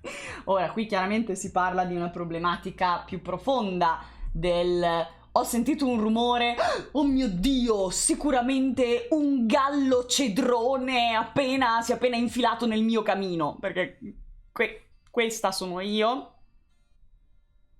Ma oggi è giovedì, sì. Questa sono io e però dopo un po', insomma, mi riminchio e ci arrivo. Però in generale i rapporti causa-effetto a chi manca insight fa un po' fatica a capirli subito, e più che altro hanno anche difficoltà a capire i propri processi interni di pensiero. Quindi il fatto che Damien in quel periodo era convinto di ottenere dei superpoteri bevendo sangue umano dalle ferite altrui, ovviamente ha reso la sua posizione pessima. Ma quello che semplicemente succedeva era che Damien aveva questi deliri di grandiosità, si credeva sto grandissimo cazzo, era uno col ciuffo che faceva il darchettone, tutto sboroncione col testosterone, e ogni tanto ciucciava le ferite dai suoi amici nella convinzione che gli dessero dei superpoteri. Ma mai si sarebbe messo a fare i rituali. Tra l'altro faceva anche fatica a socializzare, figuriamoci se faceva il capo di una setta. Comunque, il super herpes, sì, esatto. E ascoltava metal satanico. Sì, attenzione, volete sapere cosa ascoltava Damien? Damien, che ascoltava il metal satanico, ascoltava gli U2, i Metallica, Ozzy Osbourne e i Pink Floyd. Questi erano i suoi 4 preferiti. Cioè, manco i Cradle of Filth. Cioè, voglio dire, ero più satanassa io. Non lo so. Comunque questo intanto è Damien. Vi dico anche una cosa, al momento degli arresti, che ci arriviamo più avanti, ma al momento degli arresti Damien lavorava part-time per una ditta di costruzione di tetti e coperture e con la sua ragazza stavano aspettando un bambino e quindi aveva anche un futuro davanti, si era impegnato presto con questa ragazza e ci teneva a crescere suo figlio con questa sua fidanzata. Peccato che gli hanno stroncato la vita e questo bambino non ha mai potuto conoscere davvero suo padre, se non dopo 18 anni. Allora, veniamo invece a Jason Baldwin, che è questo ragazzo biondo che vedete qua, vicino a me. Gli inquirenti, quando hanno beccato, perché loro convintissimi, no, che Damien fosse il loro mostro che stavano cercando, si sono anche convinti che effettivamente un triplice omicidio di quel tipo, rapimento di bambini più uccisione di 3 bambini, non poteva essere stato fatto da una sola persona. E quindi si concentrano sulle frequentazioni e sugli amici di Damien. Di conseguenza ne è convenuto che il sospettato numero 2 era il suo migliore amico. Mai essere migliori amici di un satanasso. Jason Baldwin, per appunto, che aveva all'epoca soltanto 16 anni. Infatti guardate che pacciocchino che è. Anche lui veniva da una famiglia molto povera, infatti viveva in una roulotte nella strada accanto a quella di Damien, e infatti si erano conosciuti così, perché scorrazzavano giocando fuori nella stessa strada e facevano parte chiaramente della stessa comunità. Anche Jason è un po' una pecora nera della comunità, quindi fanno amicizia, si sa, tra emarginati, no? Ci si unisce. Loro ascoltavano la stessa musica, condividevano quindi questi gusti musicali un po' alternativi per l'epoca, il metal, ma anche il rock, come vi dicevo, i Metallica, Ozzy Osbourne, ma anche gli U2 e i Pink Floyd erano quelli che li appassionavano di più. E un giorno la polizia ha fatto irruzione a casa sua e cominciano a fargli delle domande. Però sua madre si mette in mezzo e non acconsente a concedere un interrogatorio. Chiaramente è un minore, quindi la madre può anche opporsi. A quel punto gli inquirenti si convincono che allora lui deve essere colpevole e la madre lo sta coprendo. Cioè i delitti sono stati sicuramente fatti da una setta satanica di cui Damien è il capo, Jason ne faceva parte e quindi lo convocano in centrale. Che mamma voglia o non voglia, tu adesso vieni in centrale e fai l'interrogatorio. Jason va in centrale, si siede, mette le mani sulla scrivania e gli inquirenti si accorgono che sulle dita, su queste 4 dita, lui aveva scritto Evil, ovvero malvagio. Quindi dicono: oh, ha scritto che è malvagio sulle dita, allora è davvero malvagio! E adagio mi senti malvagio. Che bello con questo microfono. Comunque, dopo aver visto la scritta col pennarello, non era neanche un tatuaggio, se era scritto col pennarello. Tra l'altro Jason, vabbè, aveva 16 anni, porino, cosa gli vuoi dire? Però non è stata proprio una mossa furbissima, ma che ne poteva sapere lui? Fatto sta che aveva anche una collanina, questa catenina con un pendente, e questo pendente aveva il simbolo del Pentagono, che loro immediatamente vedono il Pentagono e pensano Satana! E invece no, in realtà quel Pentagono era il simbolo della religione Wicca. E era questo appunto, questo culto neopagano, non c'entrava nulla in realtà il satanesimo, il satanaccio.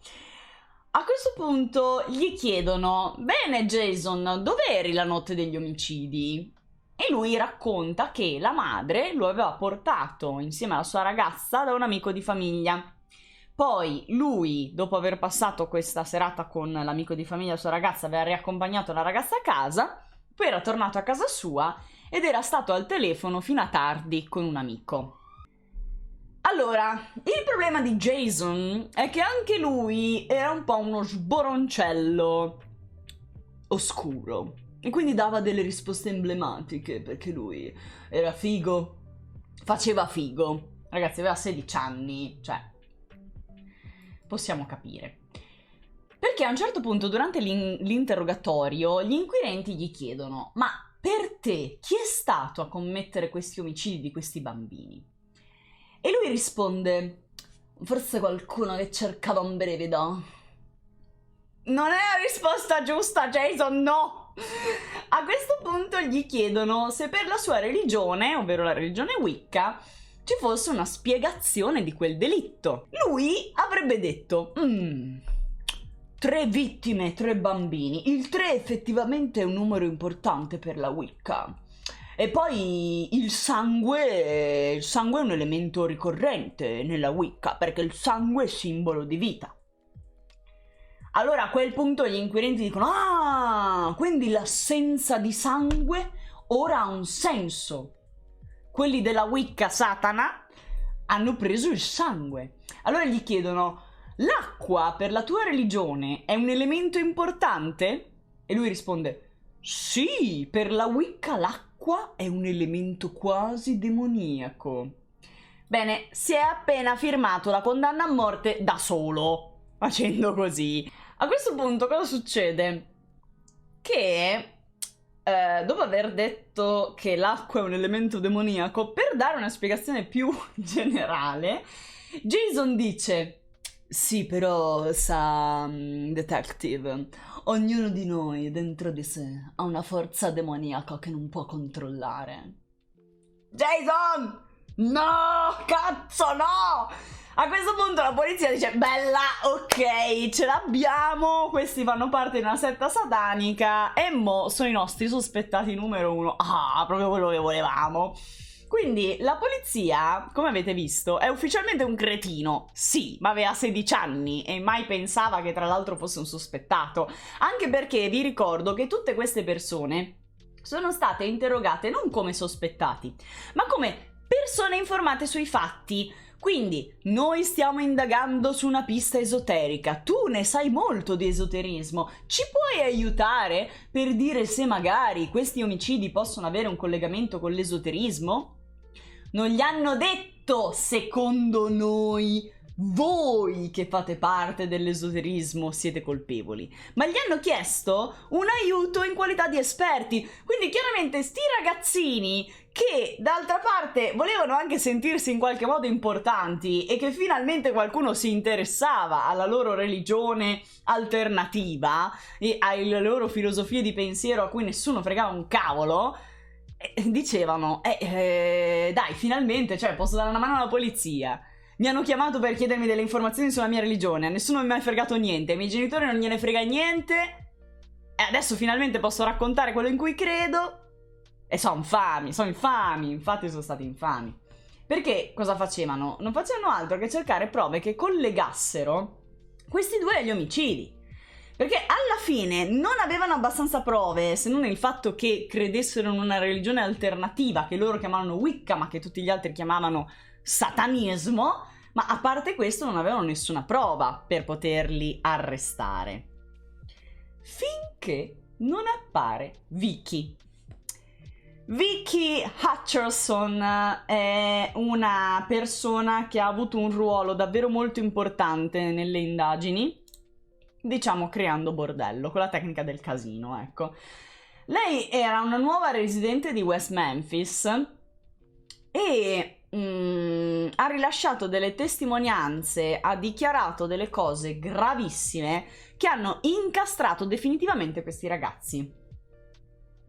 Poi vedremo che in seguito ritratterà tutto, ma intanto il 6 maggio del 1993, nel mattino, quindi prima che venissero ritrovate le vittime, più tardi nel pomeriggio dello stesso giorno, Vicky era in caserma perché era stata accusata di aver rubato del denaro al suo datore di lavoro a West Memphis.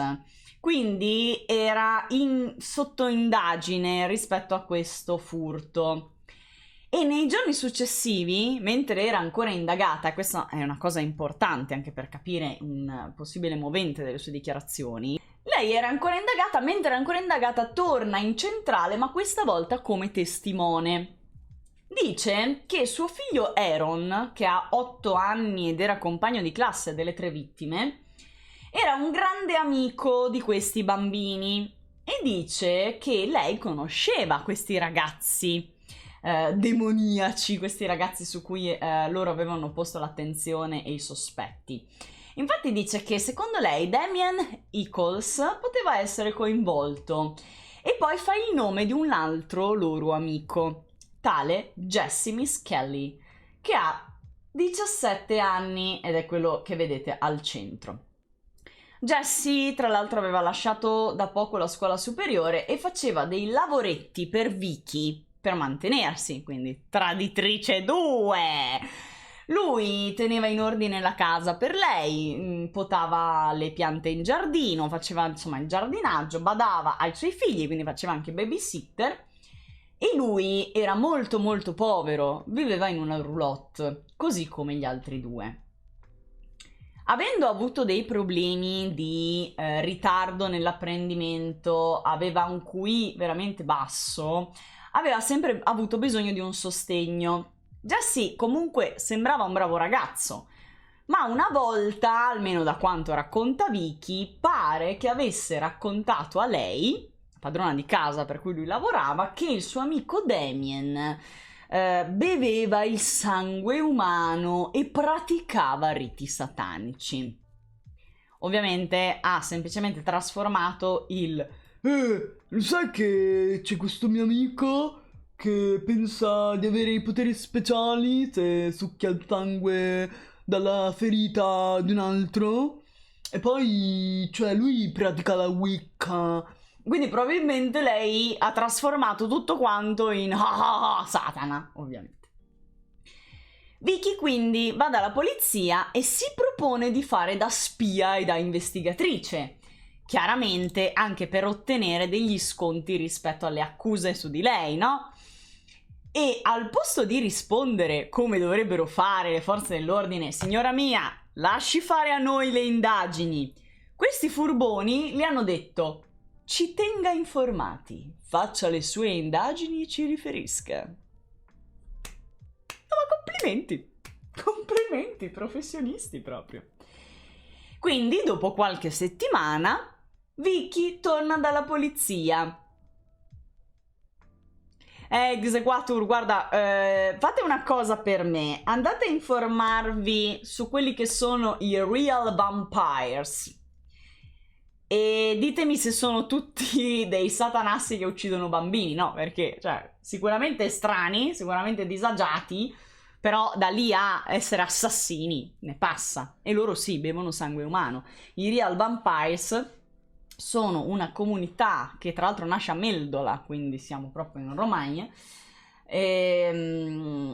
dove loro si credono reali vampiri, per cui stringono dei contratti con dei donatori volontari, che donano il loro sangue, loro lo bevono, e chiaramente prima di donare il sangue devono fare tutti gli esami per evitare appunto queste malattie. Loro lo bevono e credono che bevendo questo sangue loro hanno l'energia per poter vivere come esseri umani, nonostante siano dei vampiri. Ora, secondo questa logica, tutti i real vampires dovrebbero essere degli assassini, cioè non ha senso, capito? Ok, è strano, è anche assurdo che uno possa pensare di succhiare energia o di avere poteri incredibili ciucciando sangue dalla ferita di un altro. Però, raga, cioè, da qui a assassini ci passa un bel po' di acqua sotto i ponti. Comunque, come vi dicevo, Vicky torna alla polizia dopo qualche settimana e racconta che Damien e Jesse gli hanno fatto fare un'esperienza terrificante. Lei racconta di aver partecipato a una riunione di persone interessate all'occultismo, descrivendola come un vero e proprio sabba di streghe, chiamato ESDAD. E-S-D-A-D. Mai sentito prima? Ok. E questa ESDAD si era tenuta in piena campagna a notte fonda. Dice che è stato Damien ad accompagnarla lì di notte con la macchina. Era completamente buio, quindi lei non ha potuto distinguere nessun altro volto se non quello di Damien e di Jesse, guarda caso, e non riconosce nessun altro. E ha affermato che Damien durante questo incontro era completamente ubriaco e che avrebbe anche apertamente vantato della sua uccisione di questi 3 bambini.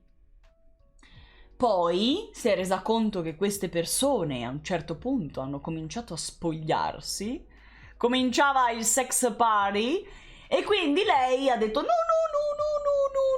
cioè finché si parla di omicidi tutto a posto, poi si spogliano, no. Quindi lei dice ho paura, riportami a casa. E quindi Damien l'ha riportata a casa perché lei non voleva continuare a stare lì. Vi ricordo anche che, a parte il il fatto che le avrebbero dato degli sconti rispetto alla sua accusa di furto, c'erano anche in palio ben $30.000 per chiunque avesse risolto il caso dell'omicidio dei 3 bambini. Quindi poteva anche essere una che raccontava ste cose per avere dei soldi. Quindi cosa fa la polizia?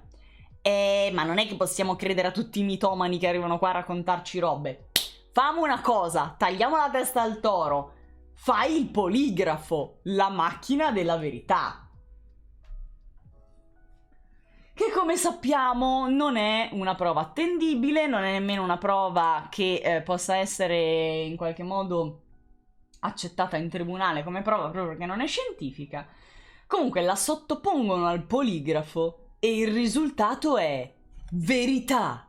Lei ha detto tutto vero, lo supera questo test. E quindi lei ha sicuramente ragione, ha dichiarato il vero! Finalmente gli inquirenti hanno una prova! Capiscono che Damien è il capo di una setta satanica! A questo punto, per esserne ancora più sicuri, chiedono a Vicky di piazzare il trappolone, cioè di incastrare Damien. Quindi, intorno al 1 giugno del 93, Vicky accetta la richiesta della polizia, che si mette davvero, ragazzi, si mette davvero a collaborare con questa donna per fare le indagini. Comunque la polizia chiede a Vicky di mettere dei microfoni nascosti nella sua casa mentre ha un incontro con Damien. Quindi lei dovrebbe invitare Damien a casa sua a fare 2 chiacchiere e incastrarlo con le domande giuste. Fatto sta che Vicky ci prova, ma Damien non ha rilasciato nessuna dichiarazione incriminante né sull'omicidio né sulla setta satanica. Ha semplicemente detto quella che era la verità. Cioè, sì, io credo nella Wicca, sì, per la Wicca questi simboli sono qualcosa di significativo. In ogni caso, la polizia successivamente ha sostenuto che la registrazione di questa conversazione non era udibile. Cioè c'è stato un qualche problema tecnico per cui non era udibile. Ma Vicky, successivamente, quando dopo 10 anni avrà ottenuto tutto quello che doveva ottenere e poteva dire davvero la verità, dirà che in realtà la registrazione era perfettamente udibile e che semplicemente lì Damien diceva la sua verità e la sua verità era che non era coinvolto. Quindi la polizia ha detto no, non è udibile, non è una prova. Cioè vedete come facevano? Nel momento in cui le prove, anche prese proprio alla lontana, riportavano alla colpevolezza di Damien e degli altri, dei 3 di Memphis, allora erano validissime. Ma se erano prove che invece scagionavano questi 3 ragazzi, allora non sono valide, non si sentono, ci sono problemi tecnici, ci sono altre cose. Cioè, avevano bisogno di trovare il colpevole, non sapevano da che parte farsi e questi erano perfetti, perché chiaramente la comunità ce l'aveva con loro. Erano poveri, venivano da famiglie disagiate, avevano problemi psicologici, di disagio psichiatrico.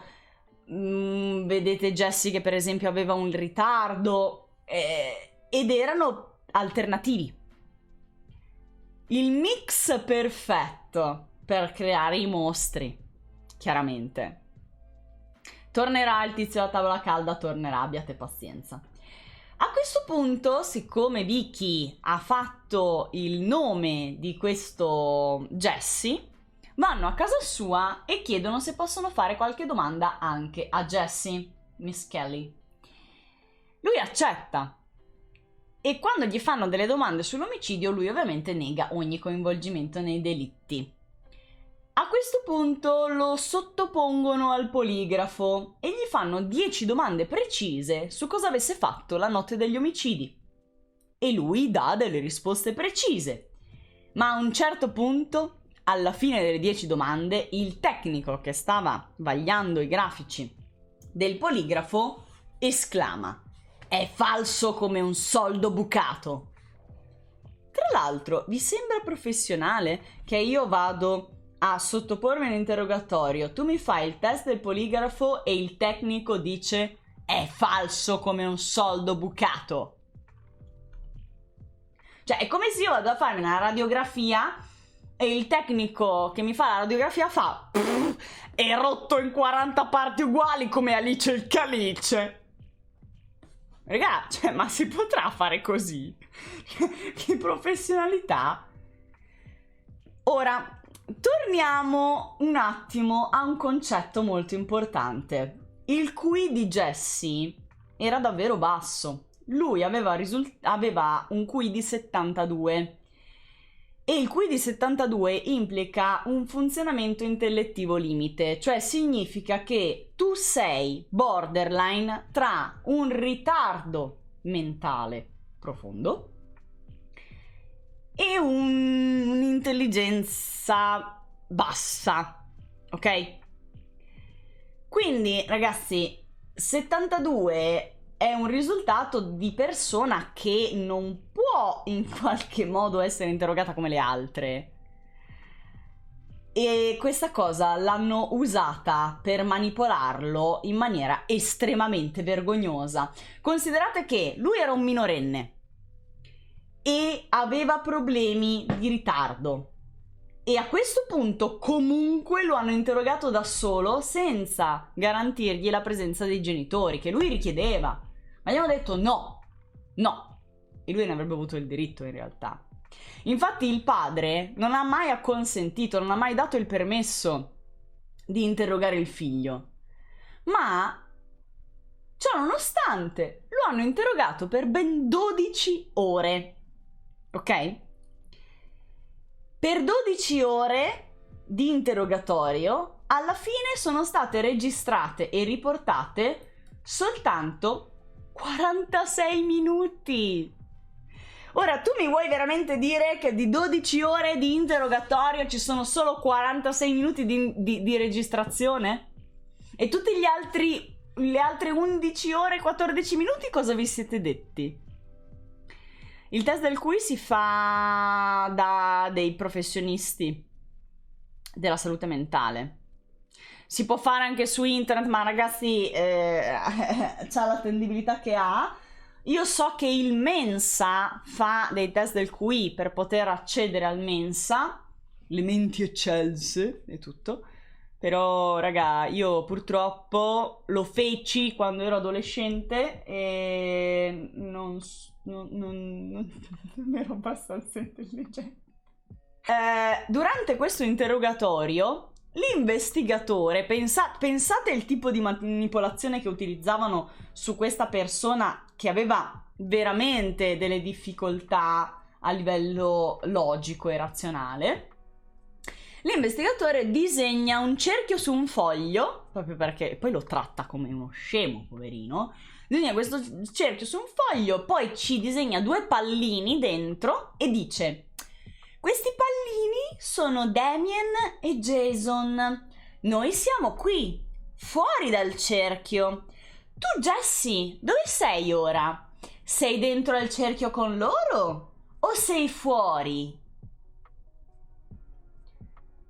Che cazzo... Io li avrei guardato e ho detto: ma che cazzo di domanda è questa? Cioè, ma qualunque persona con qualunque funzionamento di QI ti avrebbe detto: ma ti droghi?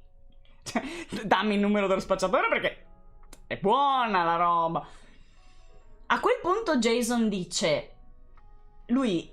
C'è anche da fare una specifica. Jason è sempre stato vittima di bullismo e non avendo le risorse per far fronte ai bulli si è sempre difeso preventivamente assecondando sempre quelli più forti di lui.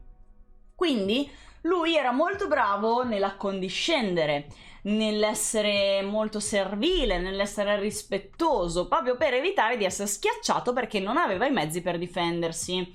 Quindi cosa succede? Che se loro, forze dell'ordine, dicevano che erano fuori dal cerchio, allora i buoni erano fuori dal cerchio. Quindi Jason risponde: io voglio stare fuori dal cerchio. A quel punto accendono il registratore, perché lui dice: io voglio stare fuori dal cerchio, non io sono fuori dal cerchio. Magia delle magie, in questi 46 minuti di registrazione Jesse rilascia una confessione e racconta che lui, Damien e Jason facevano parte di una setta satanica e andavano regolarmente al bosco di Robin Hood Hills per uccidere cani o altri animali oppure per portare le loro ragazze con cui facevano tutti quanti sesso a turno. Gli chiedono anche dell'iniziazione, come funziona l'iniziazione per entrare a far parte della setta? Allora loro rispondono: per diventare un nuovo membro devi fargli uccidere un animale per vedere se ne ha il coraggio, perché ha il coraggio di uccidere questo animale, perché se non riesce non entra nella setta. Poi dopo... E poi tra l'altro dovete sentire come gli facevano le domande. Cioè, gli mettevano in bocca loro le cose. Cioè, gli dicevano tipo: ma in cosa consiste il rito di iniziazione? E lui: dovevano uccidere qualcuno? Sì. Tipo degli animali? Sì. Quindi se non uccidevano gli animali non entravano? No. Quindi uccidevano gli animali? Sì. E poi basta? Dovevano fare qualcos'altro dopo uccidere gli animali? Sì. Che cosa? Mangiare... Ma dovevano mangiare delle parti di questi animali? Sì. Cosa dovevano mangiare esattamente? Qual era la parte del corpo che dovevano mangiare di questi animali? E lui, che poteva inventarsi qualunque parte del corpo dell'animale che potevano mangiare, sapete cosa risponde? Le zampe. Ora, ditemi, cioè, se tu dovevi... Questi diciamo che ammazzavano i cani, lui diceva, dovevano mangiare la carne delle zampe. Cioè, che è la parte dove, perdonatemi per questi discorsi, ma è la parte dove c'è meno carne da mangiare. Poteva dire il cuore, il cervello, il fegato, dare un morso nella pancia, i visceri. No, le zampe. È come zio Michele, ma veramente, si approfittano proprio dell'incapacità, no, di queste persone per estrapolargli quello che vogliono sentirsi. Comunque, in realtà, sulla notte degli omicidi, Jason si confonde tantissimo, fa un discorso molto contraddittorio, incoerente, confuso, dice di sapere che effettivamente c'entrano Damien e Jason negli omicidi e racconta che Jason lo aveva invitato ad andare con lui nel bosco. Si incontrano tutti e tre e vedono sti ragazzini che scorrazzano. A questo punto Damien chiama i ragazzini per nome e qui gli chiedono: ma quindi Damien conosceva questi ragazzini per chiamarli per nome? E lui fa: no. E come faceva a chiamarli per nome se non li conosceva? Ah no, sì, li conosceva. Cioè, questo è il livello dell'interrogatorio, ok? Quindi Damien a quanto pare chiama questi ragazzini, loro si avvicinano, i bambini si avvicinano e Damien comincia a picchiarne uno selvaggiamente. Dopodiché inizia a cercare di farci sesso. Anche Jason fa lo stesso, prende un altro di questi bambini, lo picchia e fa la stessa cosa. Ma Michael Moore fugge. Riesce a scappare, quindi Jesse, che è quello che sta confessando, dice di aver inseguito questo bambino, di averlo acchiappato, averlo riconsegnato ai suoi amici e poi essersene andato perché quello a cui doveva assistere era troppo terribile per lui. Comunque nega ogni suo coinvolgimento nei delitti. Una cosa particolare che hanno notato gli avvocati, ma anche gli psicologi, gli analisti, i professionisti del settore che hanno riascoltato queste confessioni, Jesse, quando rispondeva alle domande, era particolarmente monocorde, catatonico e aveva un tono molto diverso dal solito. Perché lui era uno che parlava sempre molto un po' attivo. E invece qui, sì, no... quella sì, ha fatto così. Cioè, come quasi fosse sotto ipnosi. Una cosa stranissima. Comunque, alla polizia, ragazzi, serviva soltanto la confessione di Jesse per poter finalmente arrestare Damien e Jason. E infatti procederanno all'arresto il 3 giugno del 93, dopo praticamente un mese dall'omicidio. Il mattino dopo, appena hanno arrestato questi tre ragazzi, pensate alla professionalità, L'investigatore capo ha rilasciato una conferenza stampa in cui non solo ha fatto nome e cognome di 3 minorenni, ma ha detto anche di essere sicuro che loro fossero gli assassini. A un certo punto un giornalista gli ha chiesto: ma da 1 a 10, quanto è sicuro che loro siano davvero i colpevoli? E lui ha risposto 11. Ma complimenti! Complimenti! Senza una sentenza, senza nessun tipo di grado di giudizio, così, solo perché li hanno arrestati, sono loro, noi siamo sicuri, basta. Complimenti, devo dire complimenti. Ovviamente qui i giornali impazziscono, ogni dettaglio tra l'altro viene trapelato, non si capisce se dall'investigatore capo, dagli altri detective, dalle persone che stavano collaborando con loro, comunque addirittura i giornali riporteranno l'intera trascrizione di quei 46 minuti del cazzo, l'intera trascrizione della confessione di Jesse. Ragazzi, il fatto che dei media, dei giornali in questo caso, quando delle persone sono in custodia cautelare, abbiano non solo nomi e cognomi di minorenni, ma abbiano anche delle prove così tanto delicate come la trascrizione di un interrogatorio, è gravissimo. È veramente grave, ma nessuno ha pagato le conseguenze di sta roba.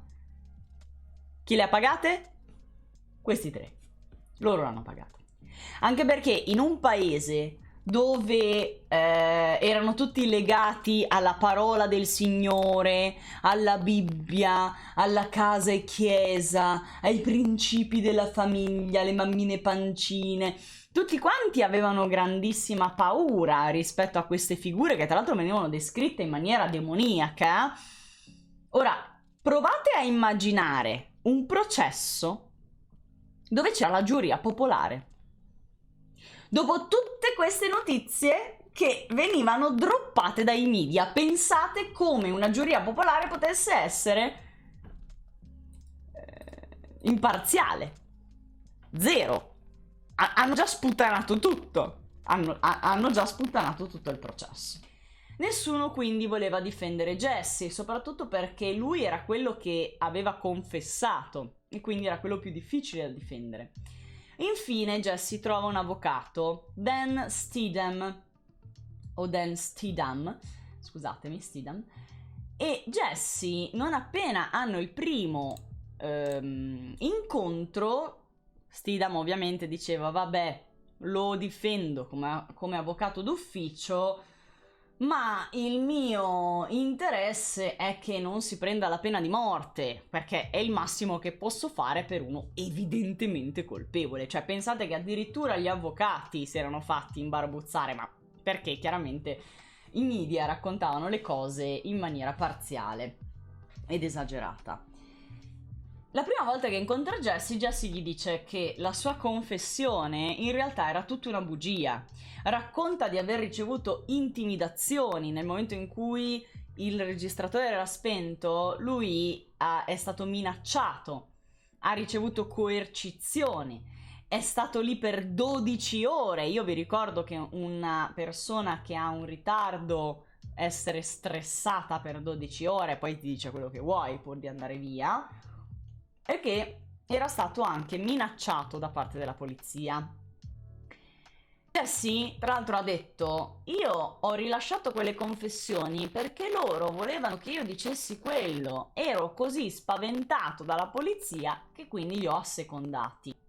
A questo punto l'avvocato gli viene il dubbio che possa essere sincero. Perfetto. Cosa succede quindi? Che lui si prende questo avvocato, gli dice che la confessione l'ha fatta sulla base di intimidazioni e l'avvocato va a riesaminare, scusatemi per l'esperienza angosciante, scusatemi, va a riesaminare tutto il caso e si rende conto che probabilmente questi ragazzi in realtà sono innocenti. Adesso spero che vada bene.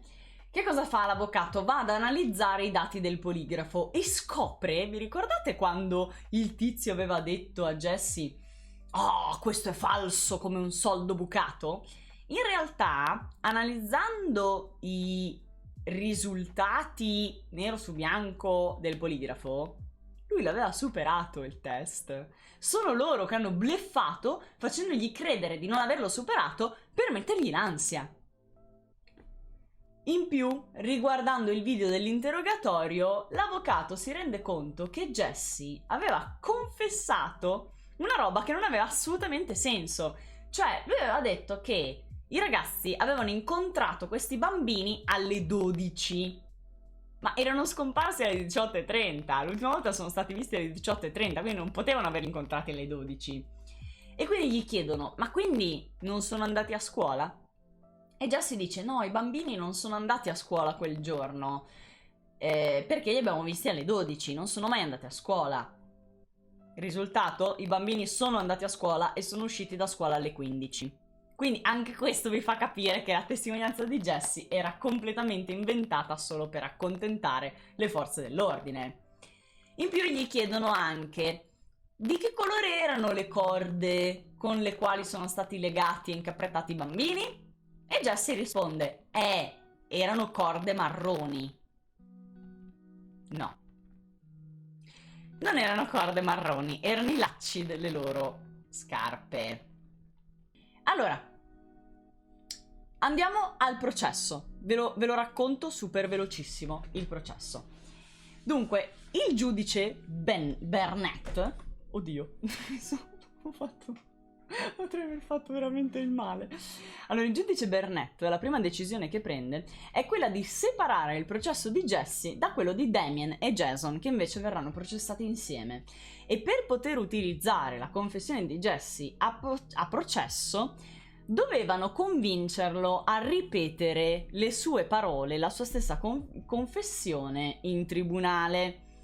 Se lo avesse fatto, gli hanno promesso: se tu ripeti quello che hai detto durante l'interrogatorio anche in tribunale, allora noi ti salviamo dalla pena di morte.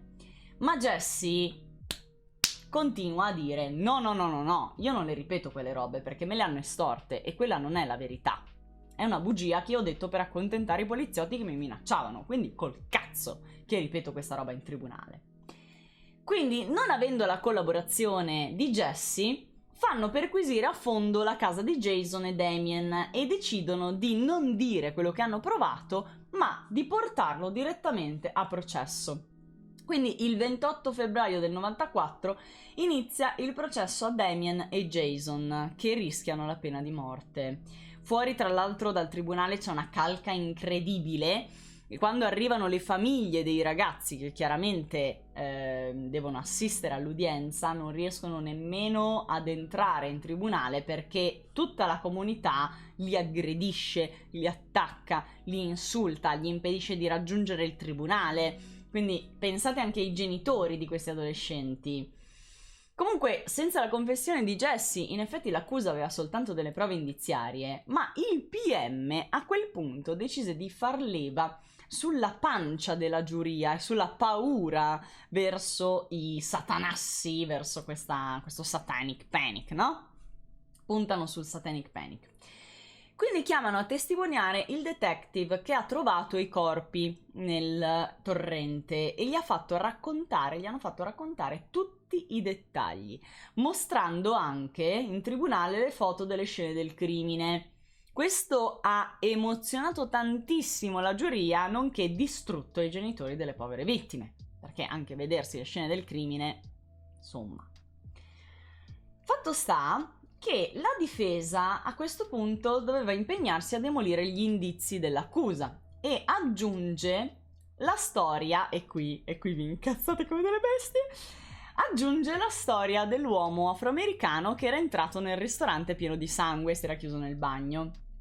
La difesa quindi dice: benissimo, c'era quella storia lì di quel signore, avete raccolto i campioni di sangue? Sì. Ah, e quali sono i risultati delle analisi dei reperti? E il detective fa così e dice: ma noi non li abbiamo mai analizzati. Ah, e come mai? Ah, Perché i reperti sono andati persi.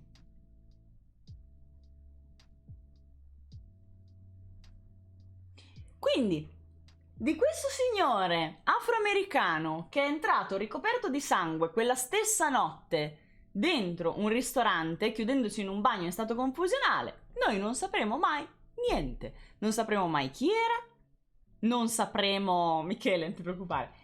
Non sapremo mai se era lui davvero il colpevole. Questo è. Perché? Perché, ma lui aveva un tutore al braccio, quindi probabilmente aveva il braccio rotto, quindi probabilmente non avrebbe potuto fare quello che ha fatto. Really? Magari lo ha fatto insieme ad altre persone. Magari era coinvolto. Cioè, no, veramente, ragazzi, cioè, questa cosa ha fatto veramente incazzare di brutto. E poi, per di più, c'era un esperto di false confessioni e coercizioni della polizia, tale Richard Offshee, che ha testimoniato che la breve registrazione dell'interrogatorio di Jesse, vi ricordo 46 minuti su 12 ore di interrogatorio, era un classico esempio scuola di coercizione della polizia. A questo punto chiamano il medico legale Peretti a testimoniare quello che aveva fatto le autopsie. E lui dice che la mutilazione genitale di Christopher era stata fatta con un coltello seghettato mentre era ancora in vita. Ora non sto a subentrare in tutto quella che è la discussione rispetto a era un attacco degli animali predatori post mortem, no, la ferita è stata fatta mentre era ancora in vita col coltello seghettato, lì hanno discusso un sacco. Comunque, cosa succede? Siccome Peretti sostiene che quelle ferite erano state inflitte da un coltello seghettato, vi ricordate quando vi ho detto che erano andati di nuovo niente, oggi non ce posso fare, perquisire le case di Damien e Jason? Bene, durante le perquisizioni avevano analizzato anche il fondale del lago dietro la casa di Jason.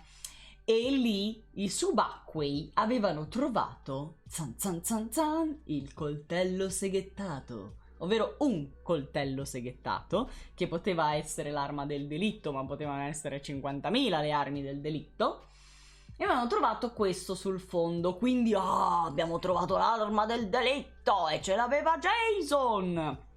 Peccato che da lì a poco salterà fuori che in realtà era stata la mamma di Jason a dire agli inquirenti che sul fondale del lago si trovava un coltello seghettato.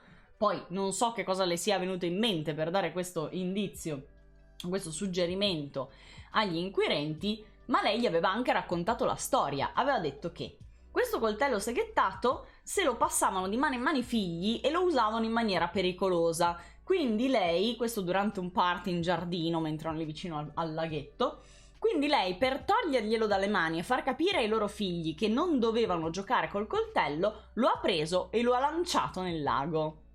Così ha fatto un gesto di stizza da madre che non voleva che i bambini, no, toccassero il coltello. Ed è stata lei a raccontare questa cosa agli inquirenti e gli inquirenti hanno fatto finta di averlo trovato così per caso l'arma del delitto. Complimenti, complimenti, complimenti. A un certo punto l'accusa, sono bastardi veramente, a un certo punto l'accusa chiama a testimoniare Michael Carson, che è un ragazzo di 16 anni che era stato nel carcere minorile insieme a Jason. Carson racconta che in carcere Jason gli avrebbe confessato di essere stato lui a uccidere Christopher, il ragazzino, no? E gli avrebbe anche confessato come è stato lui ad averlo mutilato con il coltello seghettato e di aver addirittura, e questo lo dirà a processo ed è veramente vergognoso che si inventi una cosa del genere, di aver succhiato il sangue dalle mutilazioni genitali e aver persino masticato i genitali mutilati. Jason era presente in tribunale mentre Carson raccontava tutta sta roba e stava diventando scemo perché non poteva fare altro che assistere inerme a questo qui che diceva bugie su di lui. Infatti fremeva, no? Chiaramente Jason per poter dire ma che cazzo stai dicendo? E il suo avvocato diceva no, stai tranquillo, non dire niente, no, non puoi intervenire. Ma pensate anche lo stress, la rabbia di dover assistere a qualcuno che ti infama dicendo bugie su bugie, inventandosi da cima a fondo delle cazzate e tu non puoi neanche ribattere. Cioè, non puoi ribattere. No, i genitali non sono stati ritrovati, no. Ora è la volta di Dale Griffiths, ve lo ricordate? Il grande esperto di occultismo che lavorava da 26 anni con la polizia? Perfetto. Arriva Dale Griffiths e dice: l'assenza di sangue sulla scena del crimine sicuramente giustificata con la raccolta e conservazione da parte della setta esoterica per poi berlo successivamente, poiché fonte di vita. Poi analizzano il libro Mai cavalcare la scopa, quello che aveva preso in biblioteca, e scoprono che Damien aveva sottolineato dei passaggi nel capitolo sul satanismo, quindi allora era un satanasso. A parte che questa cosa non ha senso, ma si venne poi a scoprire che in realtà non era neanche stato Damien a sottolineare quelle parti, ma erano state sottolineate da una persona che precedentemente aveva preso il libro in prestito. Io veramente sconvolta. Poi, quindi non succedono solo in Italia ste stronzate. Non succedono solo in Italia. Quindi dopo che la confessione di Jesse ovviamente non era stata accettata come prova e Jesse si era rifiutato di ripetere quelle cose in tribunale, Griffiths fu effettivamente decisivo per convincere la giuria. Stiamo parlando di una giuria popolare, stiamo parlando di una giuria popolare che faceva comunque parte di quella zona dove erano tutti perbenisti e casa e chiesa, quindi facevano anche presto a far presa sulla loro pancia. Tra l'altro, un punto a favore della difesa è che Griffiths ha sempre sostenuto, anche nei suoi curricula ufficiali, di essere laureato in scienze dell'occultismo. E tra l'altro qui mi viene anche a dire, ma davvero esisteva la laurea in scienze dell'occultismo negli anni 80 o addirittura... No, anzi, lui lavorava da 26 anni nella polizia, quindi doveva essersi laureato negli anni 70. Negli anni 70 c'era scienze dell'occultismo? Quindi la difesa fa qualche ricerca sul suo curriculum e gli chiede di confermare la sua formazione. Dovete vedere la reazione di Griffiths a processo. Cioè lui così, ma io ho testimoniato, le stiamo chiedendo la sua formazione. Ho fatto dei corsi. Sì, ma è laureato o no in scienze dell'occultismo? Ma alla fine viene fuori che lui aveva fatto una scuola per corrispondenza che non era riconosciuta. Ma il giudice, a quel punto, si oppone all'opposizione della difesa e dice: non è necessaria una laurea per essere un esperto in occultismo. Ok, giudice. Ok. Oh, gematria! Ciao, patato! Ma poi cosa sono scienze? Non lo so. Comunque, a questo punto la difesa chiama Damien alla sbarra, che tra l'altro si era tagliato i capelli, lo hanno vestito di bianco, in modo da non sembrare un satanasso, e cercano di fargli spiegare quella che è la religione Wicca, cioè che non ha niente a che fare col satanismo. E infatti lui spiega che no, non è satanismo, che è una religione pagana, di origini pagane, che vede gli uomini in unione con la natura, con le energie della natura, il valore della vita, eccetera, eccetera. A questo punto l'accusa lo interroga sul suo interrogatorio alla polizia e gli dice: Damien, però quando sei stato interrogato dalla polizia, tu hai rilasciato dei dettagli sul corpo dei ragazzi, dei bambini, che non potevi conoscere. E lui dice, ma come non potevo conoscere? Cioè, dopo il ritrovamento dei corpi, 24 ore dopo, c'erano i giornali che erano saturi di dettagli su questo omicidio, saturi di dettagli macabri, eccetera. Io ho soltanto riportato quello che ho sentito in TV, quello che ho visto in TV. E loro invece insistono sul fatto che lui poteva conoscere troppi dettagli. Tra l'altro questi dettagli li ha chiesti la polizia, cioè gli hanno detto: ma tu sai in che condizioni erano i corpi quando sono stati trovati? E lui risponde: sì, ho letto che uno aveva più ferite di altri, che uno era stato mutilato. Ah, quindi sei stato tu! Ragazzi, cioè, questo è un caso che è veramente da fuori di testa, da fuori di testa. Comunque, arriviamo alla sentenza. La giuria si ritira per deliberare e il 18 marzo, dopo neanche 24 ore di Camera di Consiglio, dichiarano la loro decisione. Damien e Jason sono dichiarati colpevoli di 3 omicidi. Jason viene condannato all'ergastolo senza condizionale e per Damien, siccome era il capo della setta satanica, era prevista la pena di morte per iniezione letale. Tra l'altro ho sentito la sentenza quando gliel'hanno letta e la cosa che fa veramente venire i brividi è che gli descrivono esattamente come sarà la sua morte. Gli dicono: prima ti inietteremo questa sostanza paralizzante, poi ti inietteremo quest'altra, poi sentirai questo, poi alla fine muori. Adesso non proprio così, però gliel'hanno detta così, a sentenza. Ovviamente non vi sto neanche a dire, Jesse Misskelley, che ha fatto il suo processo da solo, è stato dichiarato anche lui colpevole il 5 febbraio del 94, viene condannato anche lui all'ergastolo senza condizionale. Quindi abbiamo solo Damien con la pena di morte. Che succede? Che la difesa ovviamente fa opposizione e chiede alla Corte Suprema dell'Arkansas, Arkansas, di fare appello, insomma, di avere la possibilità di appello.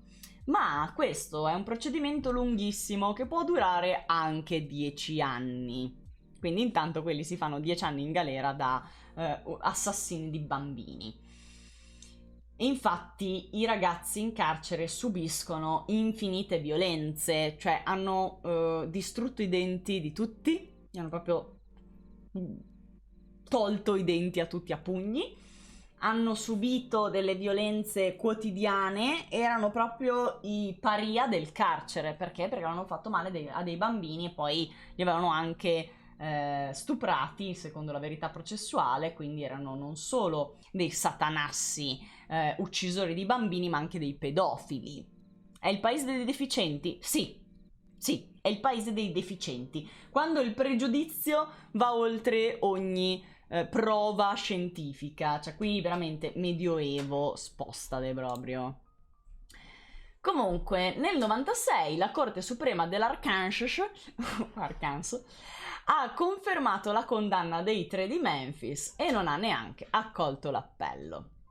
Chiaro, ci sono state davvero tantissime critiche su come hanno gestito sia le indagini che il processo e tutto. Pensate che nel 96 esce un documentario che diventerà famosissimo, Paradise Lost, faranno anche il seguito, Paradise Lost 2, in cui venivano condannati appunto tutti questi comportamenti sbagliati, cioè venivano criticati per quanto riguardava la conduzione delle indagini, per la coercizione fatta dalle forze dell'ordine durante gli interrogatori. Insomma, si apre un dibattito enorme, anche perché questo documentario diventa presto internazionale.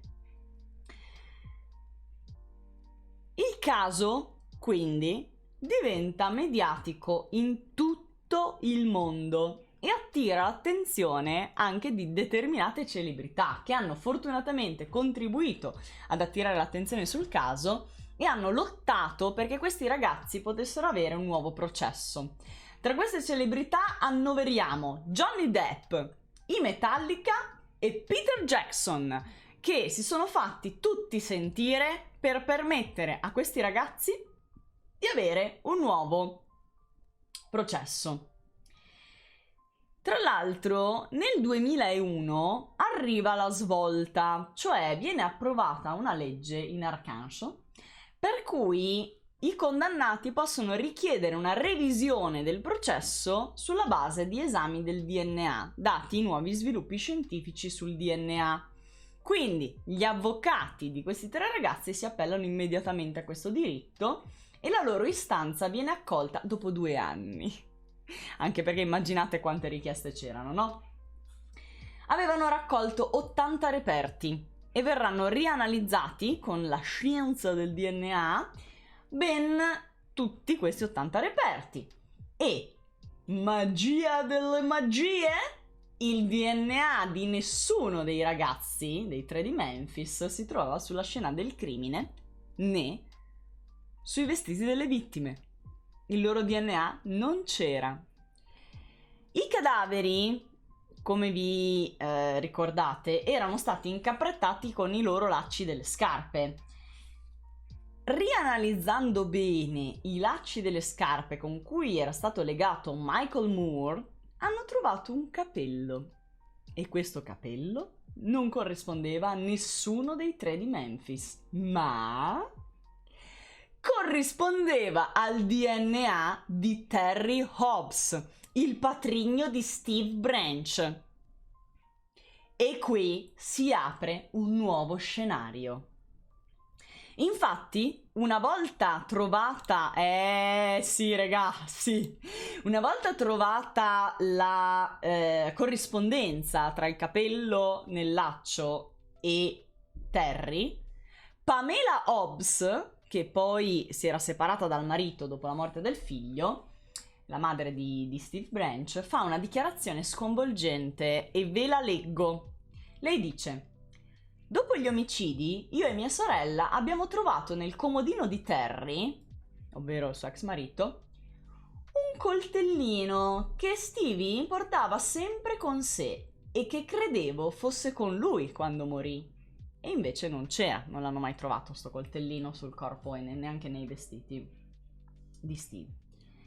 Era un coltellino tascabile che mio padre aveva regalato a Stevie e Stevie adorava quel coltello. Sono rimasta scioccata dal fatto che la polizia non lo avesse trovato con Stevie quando hanno trovato il suo corpo. Ho sempre pensato che l'assassino di mio figlio avesse preso il coltello durante il delitto. Non potevo credere che fosse nelle cose di Terry. Non mi aveva mai detto di averlo. Inoltre, mia sorella Jolene mi ha detto di aver visto Terry lavare i vestiti, le lenzuola, le tende della stanza di Stevie nel periodo successivo agli omicidi, addirittura utilizzando la candeggina. Complice anche lei, anche se lei non sapeva nulla. Terry è il patrigno di uno dei bambini, quindi lei non è che è complice. Semplicemente ha pensato, l'avrà lasciata a casa, l'ha preso lui, l'ha messo nel comodino, non aveva mai pensato ci fosse davvero un collegamento con questo ritrovamento del coltellino, ma uscito il DNA, insomma, gli si è aperto un mondo. A questo punto, dopo 10 anni dagli omicidi, sapete cosa è successo? È tornata fuori Vicky, quella che aveva raccontato del Sabba delle streghe, che Jason e Damien l'avevano portata al Sabba delle streghe dove si erano spogliati, eccetera, eccetera. Lei viene intervistata da un giornale locale e ritratta completamente la sua confessione. Dice che si era inventata tutto su invito della polizia e che aveva minacciato non solo di accusarla e metterla in carcere per le accuse di furto, ma anche di portarle via il figlio e di portarle via il diritto di genitorialità. Quindi lei a questo punto ha detto: io dico tutto quello che volete. E ha detto quello che loro volevano, cioè ha raccontato tutti questi riti satanici. Ha detto tra l'altro che, e questa è una cosa che io ritengo veramente, veramente vergognosa, veramente, ha raccontato che quando andava alla stazione di polizia, i dipendenti avevano delle fotografie dei 3 di Memphis, le avevano attaccate sul muro e le utilizzavano come bersagli per le freccette. Cioè, io veramente sciocco basita. Sciocco basita. Che succede? Il nostro Peter Jackson, regista del Signore degli Anelli, ha reso possibile, grazie ai suoi soldi e alle sue donazioni, che questi 3 di Memphis potessero permettersi degli investigatori privati. Gli investigatori privati si sono concentrati quindi sul raccogliere prove contro Terry per poter trovare un colpevole e quindi scagionare i 3 loro clienti. E tra l'altro notano che Terry è l'unico padre che si è sempre tenuto in disparte durante tutte le indagini e tutti i processi. Quindi vanno a casa sua e gli chiedono di fare una ricostruzione di quello che è successo quella sera. Lui racconta che quella sera avrebbe accompagnato sua moglie Pam al lavoro alle 17 e poi si sarebbe messo a cercare il figlio nel bosco alle 18.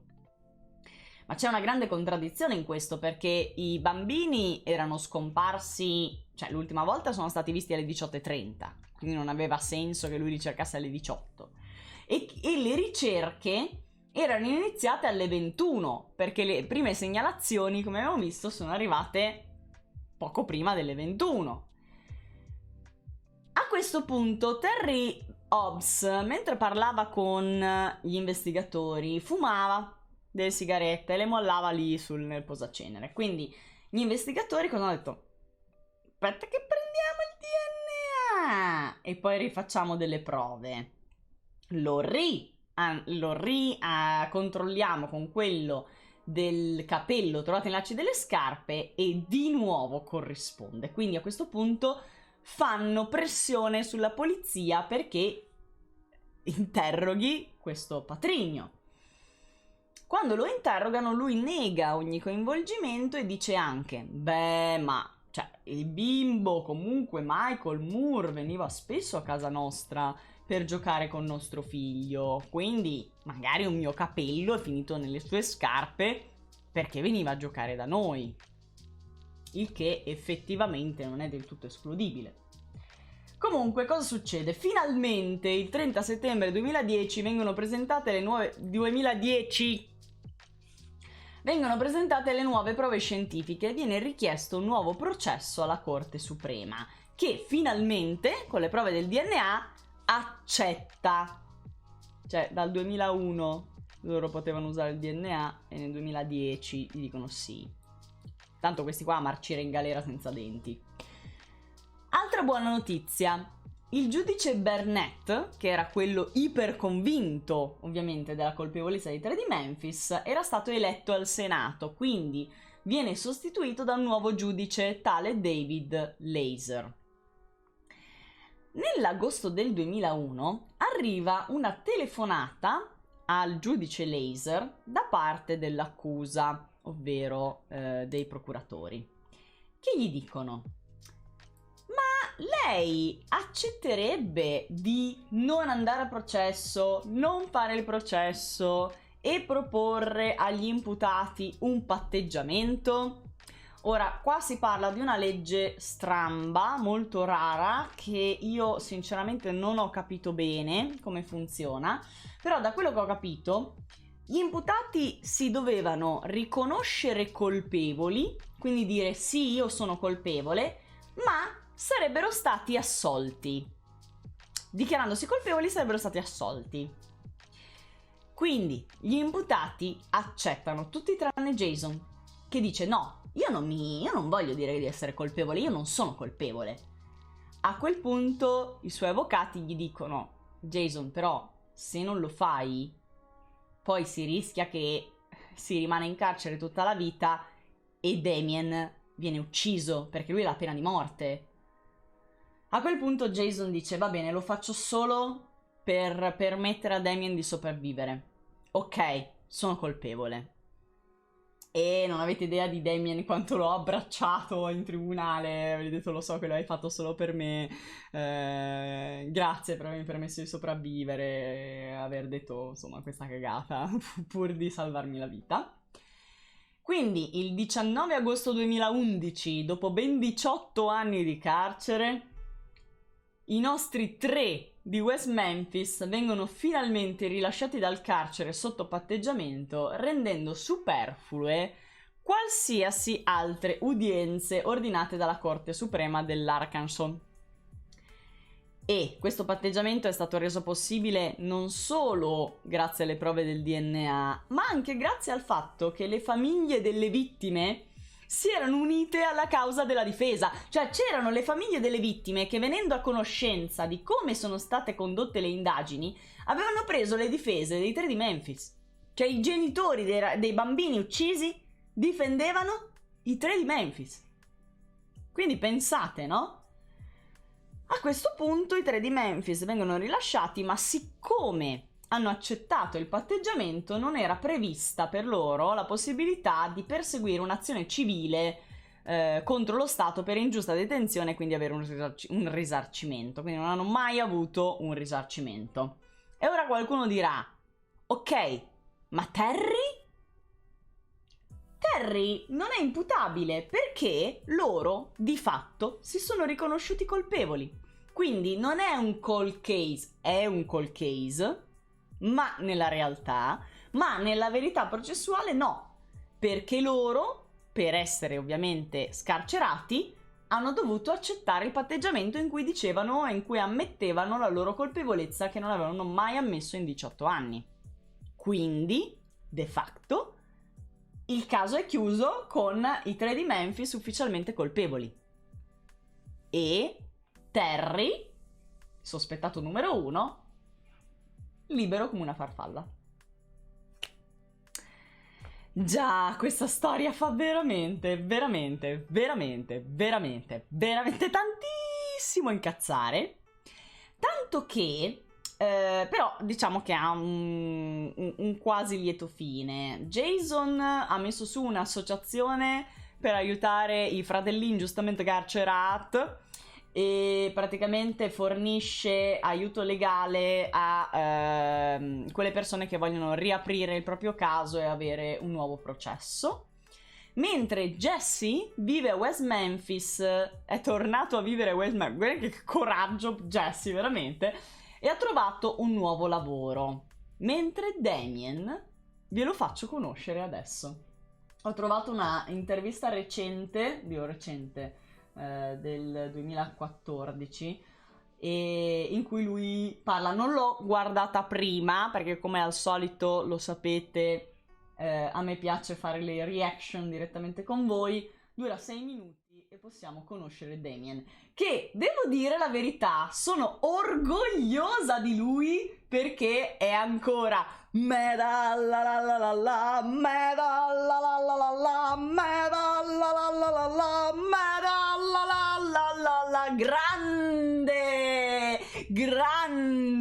grande Damien che non si è tradito. Bravo cazzo, bravo. Scusate, ma questa cosa mi ha emozionato un sacco, tantissimo, vederlo coerente con se stesso. Adoro. Ok, vediamolo. Aspetta che forse non ho messo i subtitles.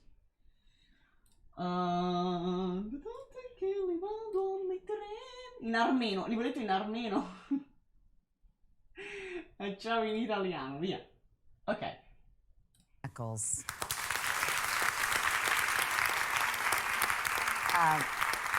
I know you, Damien, you just released your second book, and we're going to be talking about that in a moment. But to catch up with you and how you're doing, it's been 3 years since you were released from prison. Yes. And what has your life been like for the last 3 years?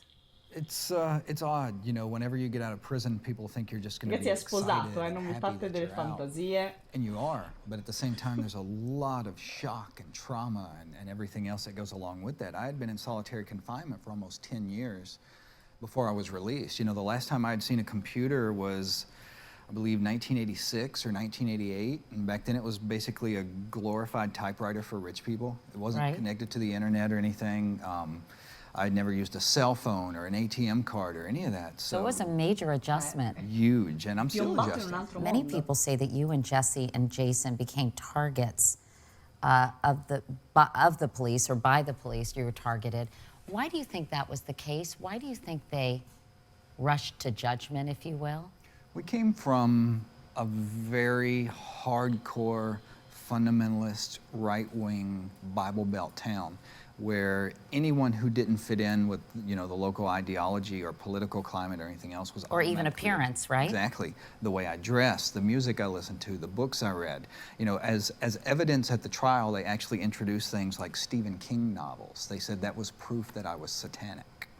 And when you heard the verdict in that courtroom of guilty, I understand it was really an out-of-body experience for you in many ways. The only thing I can describe it as is if you've ever been beaten. You know, if you've ever been punched in the head, a lot of times it doesn't always immediately register as pain. It's more like a bright flash of light and a loud noise, and you're so disoriented you can barely keep your feet up under you. And that's what it's like hearing yourself sentenced to death. It's like being beaten repeatedly in the head. I was sentenced to die not once and not twice, but 3 times. They sentenced me to die over and over and over again.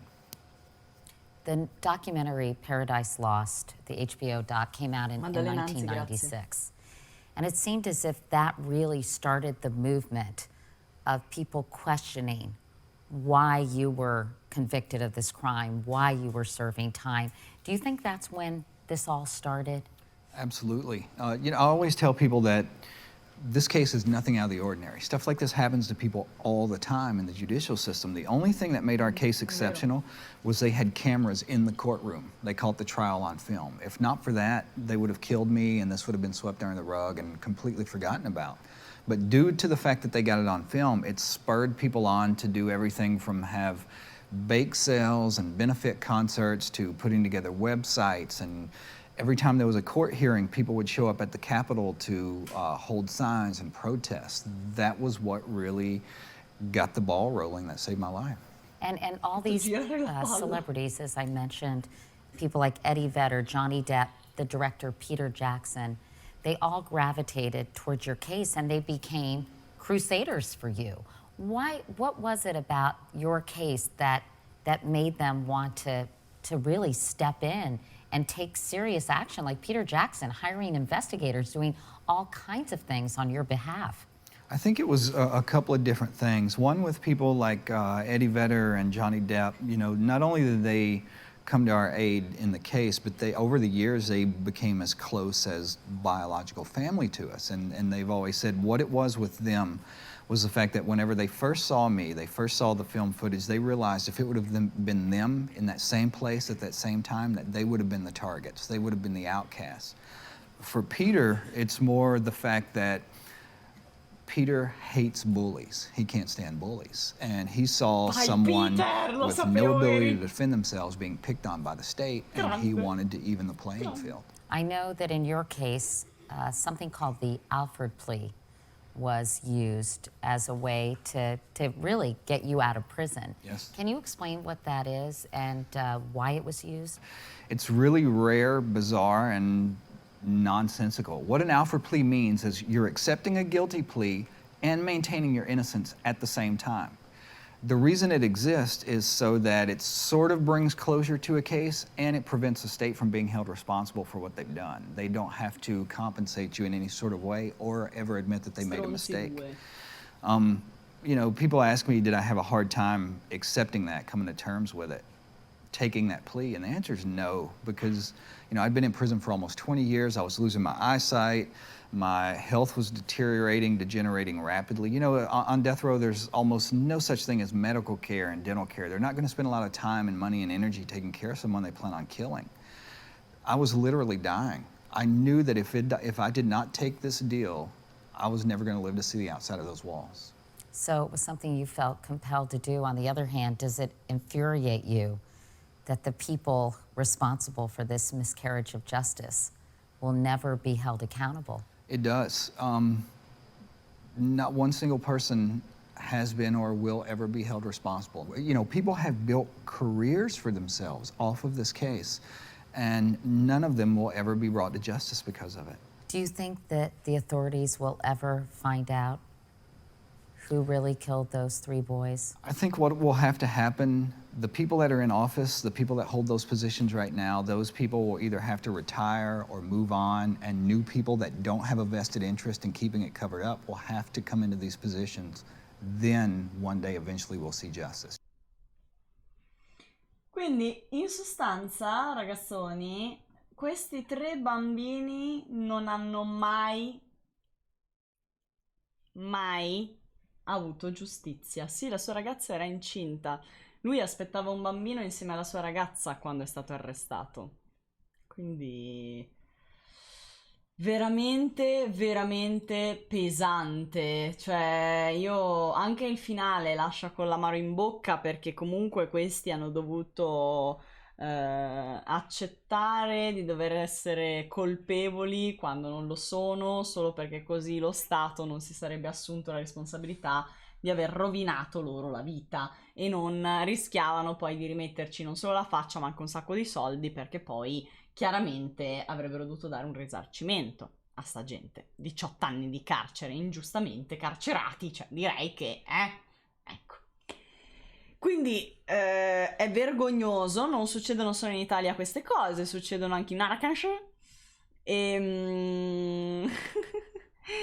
Suo figlio ha più di 10 anni, suo figlio ne ha più di 18 quando lui esce, perché la ragazza era incinta, lui è stato in carcere più di 18 anni, quindi pensate che il figlio lo ha potuto, diciamo, conoscere bene soltanto quando era già grande.